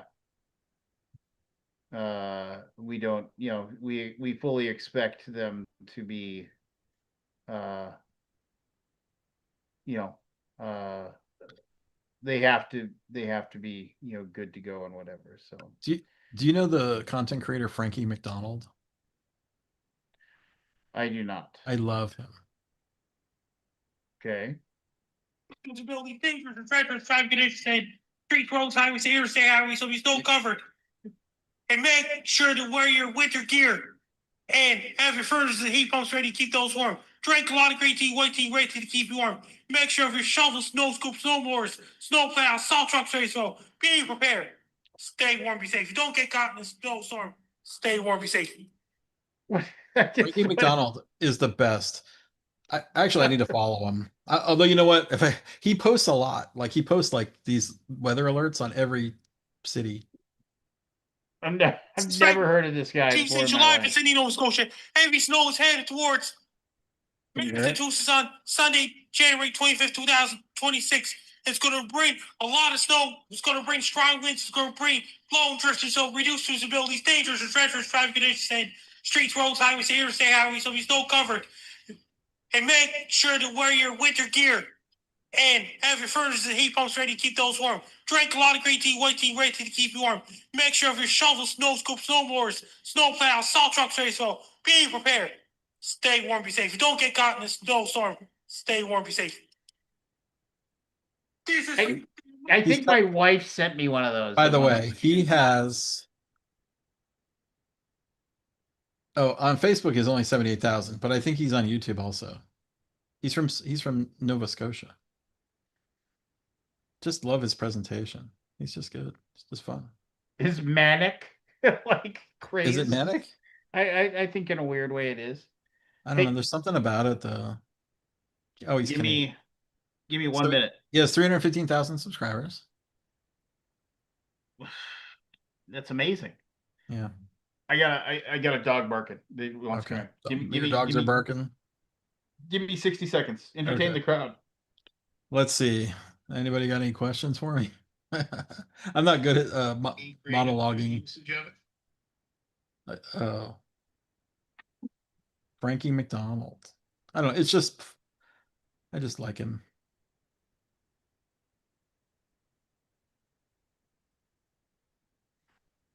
Let's see. What else have I played? Oh, you know what? I played Ego, which is another Reiner Knizia game. It's a redo of the Beowulf game where you like push your luck and try to solve problems, I guess is like description of it. So you have a hand of cards and you're playing and you're escalating bids. So if I bid 1 card, you have to bid 2 to beat me. But then if it comes back to me, I have to bid 3, right? So it's constantly like, and you can only bid up by 1 each time. You can't go, or you can only play 1 card, and some of the cards have 1 symbol on it, some of them have 2. And then the first person to drop out gets the 3rd or 4th, however number of players, you get the last pick. And then there's this dial on the board where you pick what you want from the dial. And of course, the person who's going last gets the worst stuff, which hurts you, most likely hurts you. Some things are all positive though. But I played it, we played it, and it's a sci-fi theme. You're like ambassadors to another, you know, world and space. And it felt a little less fun than Beowulf. Like I felt Beowulf was more exciting. Yeah, it is a Reiner. I mean, it's fun. We had a good time with it. But I remember back to Beowulf and being like, yeah, I really liked Beowulf. Now I kind of want to go back and get Beowulf to play again. I remember it was on Tanga for like $5. Like they had tons and tons of um copies of that they were trying to sell back in the day. I think it was a Fantasy Flight game. I believe. Let me look. Curious now. Like we played it and we were just kind of like, everybody was kind of like, it's fine. And I was like, yeah, I think I like Beowulf better. Beowulf? Is it Beowulf the Legend? Yeah, it's not the movie game. Beowulf the Legend. Yeah, re-implemented by Ego. Came out in 2005.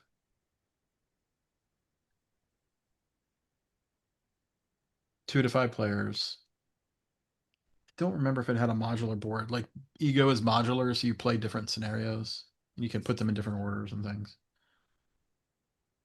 But I remember the Beowulf being sort of like the story. Or, thematically like the story. Yeah, you would get scratches and wounds. This felt like it just didn't have any teeth. Like, you could get wounded or whatever. They called it danger or something like that. It just felt like less thematic to me.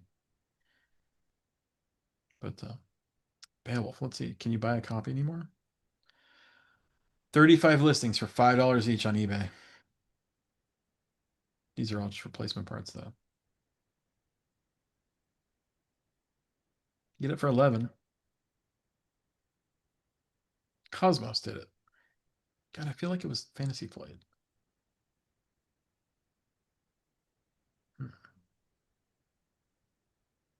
Fantasy Flight did publish it. Anybody play it? Yeah. Beowulf the Legend. Okay, so the board was not customizable, like you couldn't change up the order. This one you can. I mean, you have like scenario boards, like they don't internally change. They have like a bunch of steps to go through, but like they can change the order. Like you play like 5 or 6 of these boards, and then you can change the order of them. But the insides of those boards are always the same. It's not as modular, which makes sense. You want to have complete modular, which makes no complete randomness. Everything okay?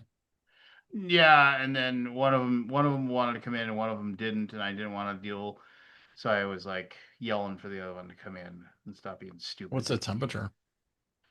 Well, they're huskies. I mean, they're I know. fine. Curious. It's like -2 right now. Oh, exciting. -2. So It's 50 here. so they're fine. I think I told you this story, but I mean, years ago when we only had the one husky, we just had Ivan.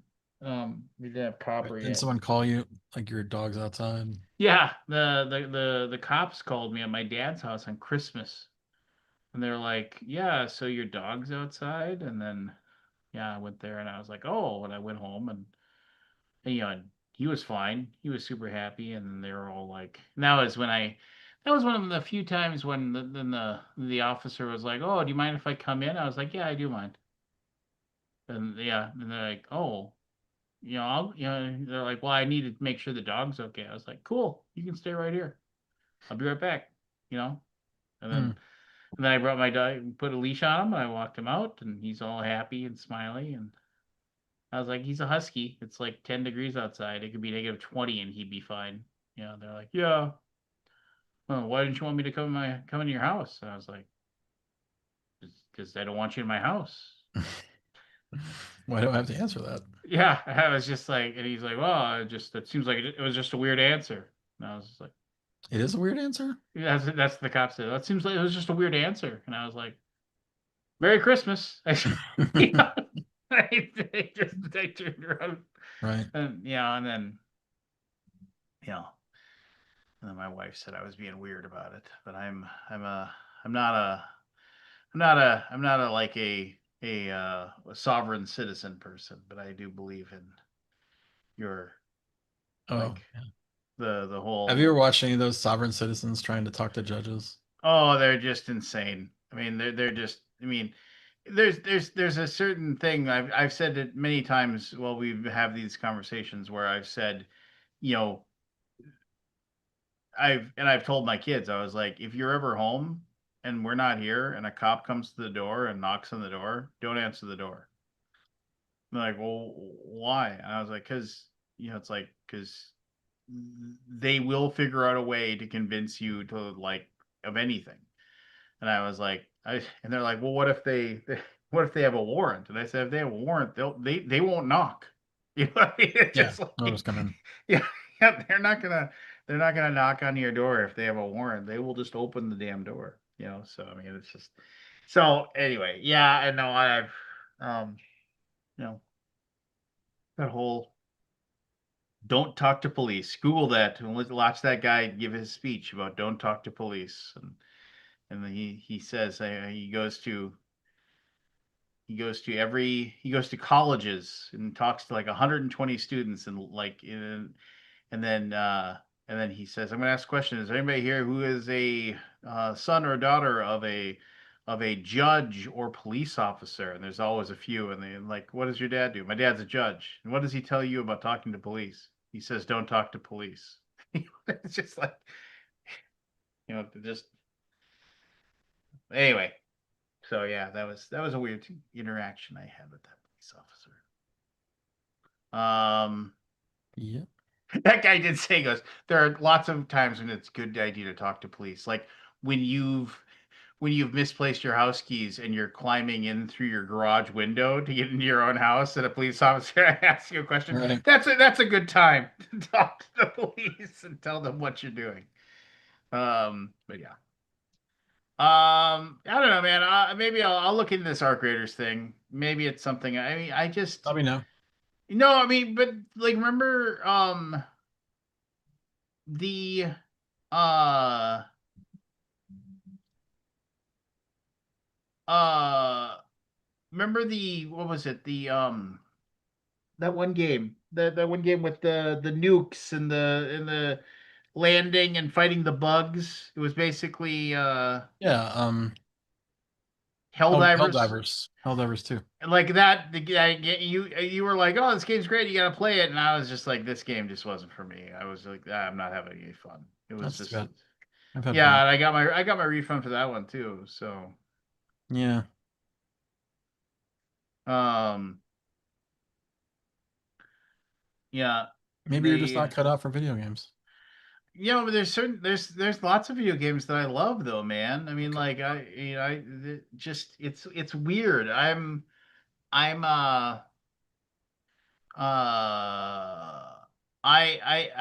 so, but I'm very specific. And once I find one that I really, really like, man, I play it to death. Like, I mean, I've got almost 1,000 hours of time on RimWorld. I mean, it's just, I mean, I just can't get enough of playing that game. Those the But board game. I'm kind of over it now too. I mean, it's just kind of like, this is okay. I've kind of done everything that I can with this at this point. So, um, yeah.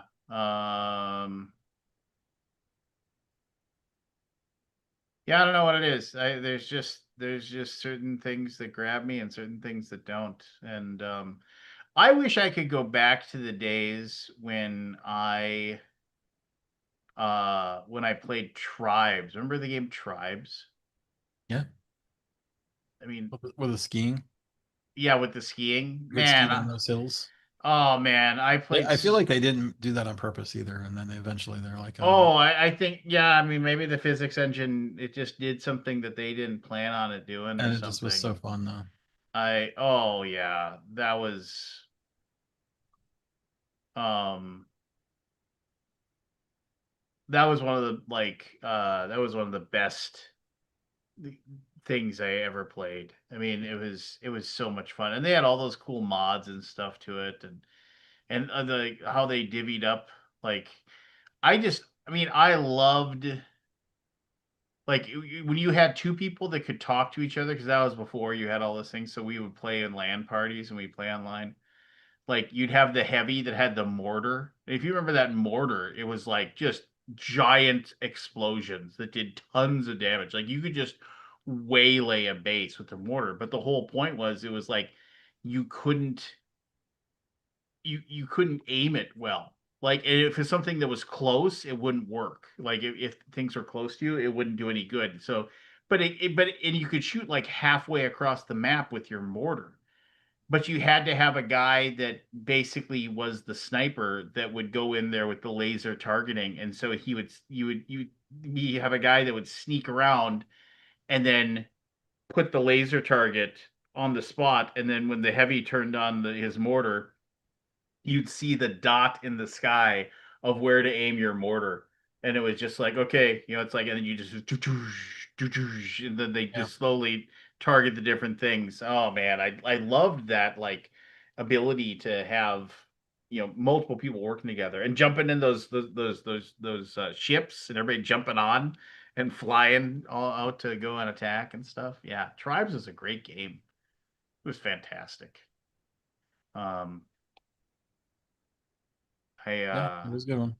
yeah, and then Tribes 2 came out and it was horrible. Like Never everyone was played it. just Never like, played it. yeah, it was just like this is nobody liked it. Who's gonna win the Super Bowl?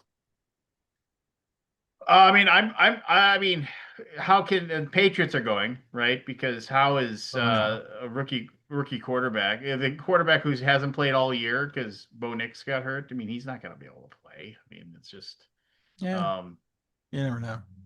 no shot. And the hopium that people are Where's dealing Forrest to out. talk about this? He's not around.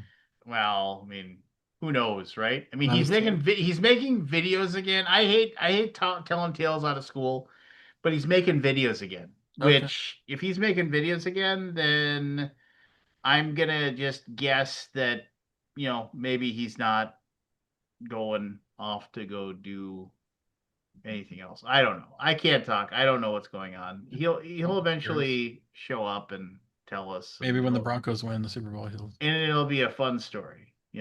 I think it's gonna. I mean, Seahawks probably win. I think Seahawks Patriots, man, the revenge game. From Is their the loss. revenge game? Well, don't you remember? Did Tom Brady the, beat him, or did? Well, no. Remember they were on like the 2 yard line, and they decided to try to throw for the touchdown instead of having Marshawn Lynch just run in, and then Yes, and he got intercepted. And he got Russell Wilson through the interception. Yeah, I remember that. Then they lost. Yeah. Yeah, Movement sure. in tribes. Another method of movement is known as skiing. It relies on an exploitation of the game's physics engine. If a player taps the jump button with the correct timing whilst descending a hill, their momentum will accumulate. High speeds can be achieved this way, and if this momentum takes the player to the crest of another hill, the jetpack can be used to rapidly propel them across the map. And then it was later developed into an actual feature by Dynamics for Tribes 2. So you're right. Yeah, it was an exploit. Yeah. Yeah, that was good stuff. I liked it. Yeah, I mean, it's weird. I mean, as soon as the Texans and the Bills lost, that means my what I wanted happened. Like I was hoping for the Bills to go through, man. It was so bad. I mean, The Bears, like, whatever. That final that throw by Caleb Williams, Unreal. That was unreal. Ungoddamn I almost real. wish they would have won that game just to. Oh yeah, Like, I mean, it just would have been just the story. But when they didn't, when they all of the momentum was behind them right there, they should have gone for two. I mean, they just should have gone for two and put the that's game what away. I was saying. I was talking to Matthew about it when it was happening, and I'm like, do you think he's gonna go for two? And he's like, yeah, I think he should go for two, and he did not. I'm like, okay, game's over. No, I mean, and it was just, and so then they went to and they went to overtime, and they had their chances to win the overtime too. But I mean, yeah, they had their chances. But so, I mean, the problem there is that, I mean, and it's easy, 2020 hindsight, the whole, whatever, but it's just, big Mo. I mean, you can't ever, it's tough to do that. I mean, the Seahawks just have um, their defense is getting, uh, really good right when it needs to. So, I mean, it's one of those things where they're hitting on all strides right now. I love the idea, the fact that Sam Darnold is going to go to the Super Bowl. I love a world where the guy that we didn't want to franchise and keep, is going to go to the Super Bowl, and all of the crybabies that are like quote unquote fans or whatever are gonna be like, oh, we should have kept him. We should have kept him in the Vikings. I'm just like, whatever, we didn't, and because we didn't want to because we got a young quarterback. But I love that. I love listening to my own fans cry, just about this stuff like that. It's just because it's just so infuriating because it's such a what's the one I'm looking for here? It is such a um emotional like response to things like that where Cathartic. yeah, well no, I mean it's not even cathartic, it's just it's I I remember when I like when I was I'm able to really like I mean when I'm watching a football game, like you and I have talked after a football game, like I get excited about it. I'm like, come on, just for the love of God, just do better. You know, like I get involved and I get like but like after a loss, I'm just kind of like, well, what are you gonna do? You know, I mean, I don't, it just doesn't affect me like it used to. It doesn't, you know, You're used to losing. yeah, I mean, it's not that, it's one of those things where it's like, it's really tough to like get up and care about it, right? You know, it's just because you just uh, you can't possibly, um, have any control over it. Yet we allow something like that to like you to you can't possibly like you can't make it happen. You can't stop them from happening. You can't do anything to make it work better, but you will always like get bent out of shape about it, right? And like and I fully admit that when I'm watching the game, I I get bent out of shape. I'm like, come on, what are you doing? You know, and this, but eventually I just start laughing. I'm like, of course. Why wouldn't it? Why wouldn't you throw an interception at that point? You know, just because you're beyond the beyond. I mean, you know what You, it's you like turn into the being a Cowboys sarcastic. fan. Well, no, I mean, it's just you just kind of Oh yeah, believe me, I you just you, you just get over it. yeah. I don't know. Did anybody get fired off It's your team? I say it again. I'm sorry. Did anybody get fired? Our offensive line coaches, his his contract was up, and we did not Did negotiate not to renew. keep him. We did not renew him. We did not The go after offensive him. line coach? The offensive line coach, yes. So there was like the big things about that were, and then you can't. I mean, how do you can't fire the players, kind of thing. But there were like two guys that we let go in the off season. We were like, yeah, these guys suck, and we let them go, and like both of them went to go play for other teams and just had like banner Amazing seasons, seasons. Yeah. amazing seasons. And then there was one guy that came over, this guy Will Fries, who had like just standout season last year for the Colts, and he came over for us, and he totally regressed and sucked.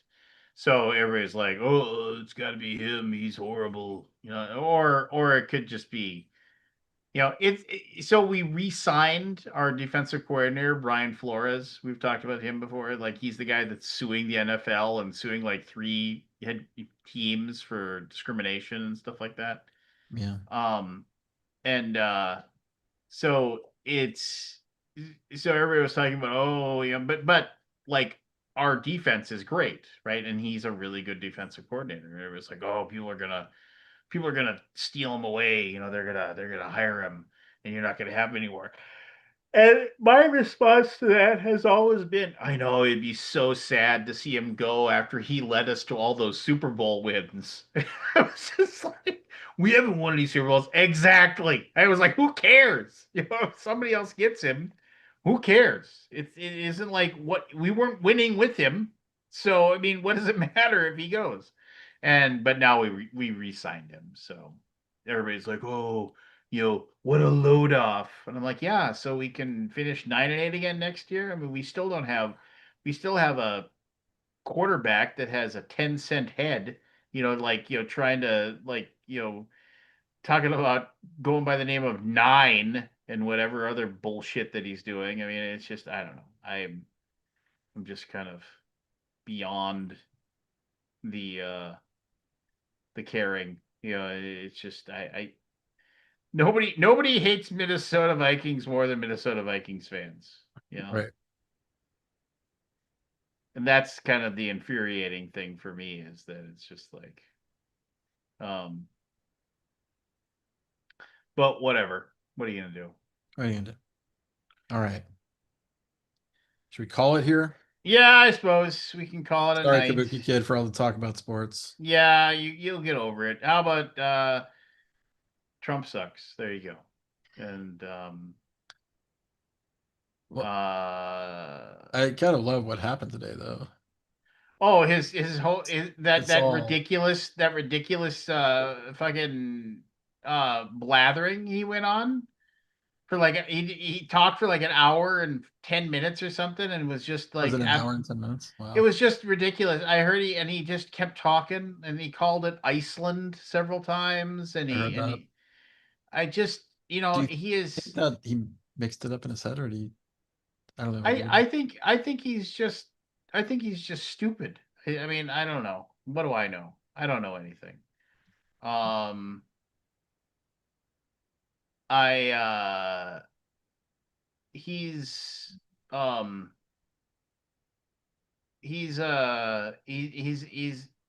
we're just living in the weirdest timeline right now. I mean, I just Right. I hate using that saying, 'cause that's one of those things that I think is Yeah, stupid to what can you say. say, though?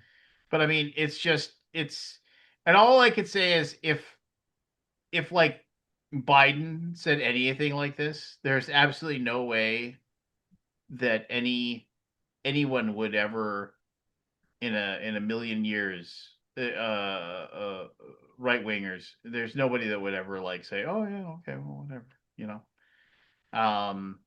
But that's fine, I guess. I don't know. I mean, it's just ludicrous. Everything is just ludicrous, and we just but we just have to, I don't know, just hold on.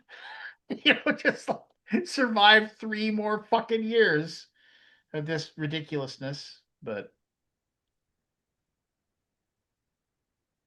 it's Your just eyes are like it's those just starry eyes. it's just absolutely.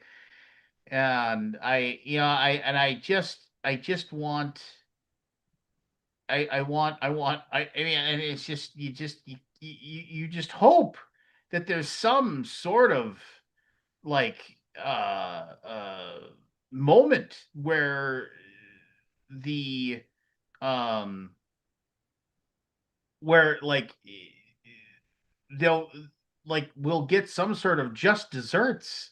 But you just know that these fucking cronies with all their money and everything like that, they'll just hide. I mean, how many times, I mean, it's just all of these goddamn court cases and everything that Trump's got levied against him. It's just, everything's just been kicked down the road, and he's got enough money that he'll never face any justice whatsoever, ever, in his entire life. And it's just depressing, and just very, makes me angry. But anyway, I probably said too much. Probably. Probably. So, trying to think of a positive note. I'm trying to think of, like, I don't know, like, what's positive right now. I mean, it's cold as shit outside. Yeah, That sucks. ice storm's coming. To Ice storm's Dallas. coming. I mean, What else can I think of? Help us out, people. Anybody in the chat still watching? Yeah, I mean, there's no new, I mean, everything sucks. Nobody's happy. Everything costs way too much money. And nobody makes enough That's money. crazy. It is crazy what things cost these days. I mean, That's not positive. no, it isn't at all. So, Oh, are the tariffs going to get overturned? Wasn't that one of the things that is supposed to happen this week? well, that was absolutely one of the things that was supposed to happen. Like, no, like his tariffs that he said, oh, because I didn't get the Nobel Prize, and you won't give me Greenland, so I'm going to put 10% tariffs. But he actually had to back down. He's like, "Oh, we have a framework of a plan for us to do something in Greenland in the future," which is a bunch of bullshit. You know that he has nothing, but he had to back down from it because basically all of the EU just said, what the fuck are you doing?" You know, and like, and he realized, "Oh, I opened my mouth and said something stupid, and now it came back to bite me in the ass. So I'm gonna like back up and, like, oh, I'm not going to tariff the EU, I guess, but we'll. Oh, that 'Cause backed off on that? yeah, The he backed 10%? off on the 10%. So, Do you think that's um, because the stock market dropped 800 points in one day?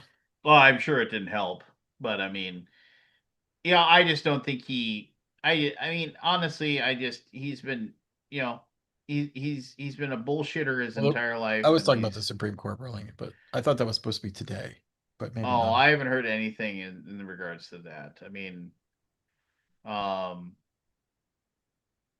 we can hope, I guess. Yeah, I don't know. I've not been really online today much. Been working on my spam code. Yeah. No, we can hope. I guess there's the positive note. We can hope. Yeah, sure. But yeah. All right. Well, I'll see everybody in a week. Yeah, I'll be back. Hopefully. Woo. Hopefully we don't get stuck in New Orleans Oh yeah, well good luck. with the ice storms and the bad Nolans. weathers. Nolans. Nolans. Have you been to New Orleans before? Yeah, a couple times. Yeah, once when I was a kid and once when I was a little bit older. Just so I could actually enjoy it. There's some good stuff there. Yeah, there is. Yeah, there is.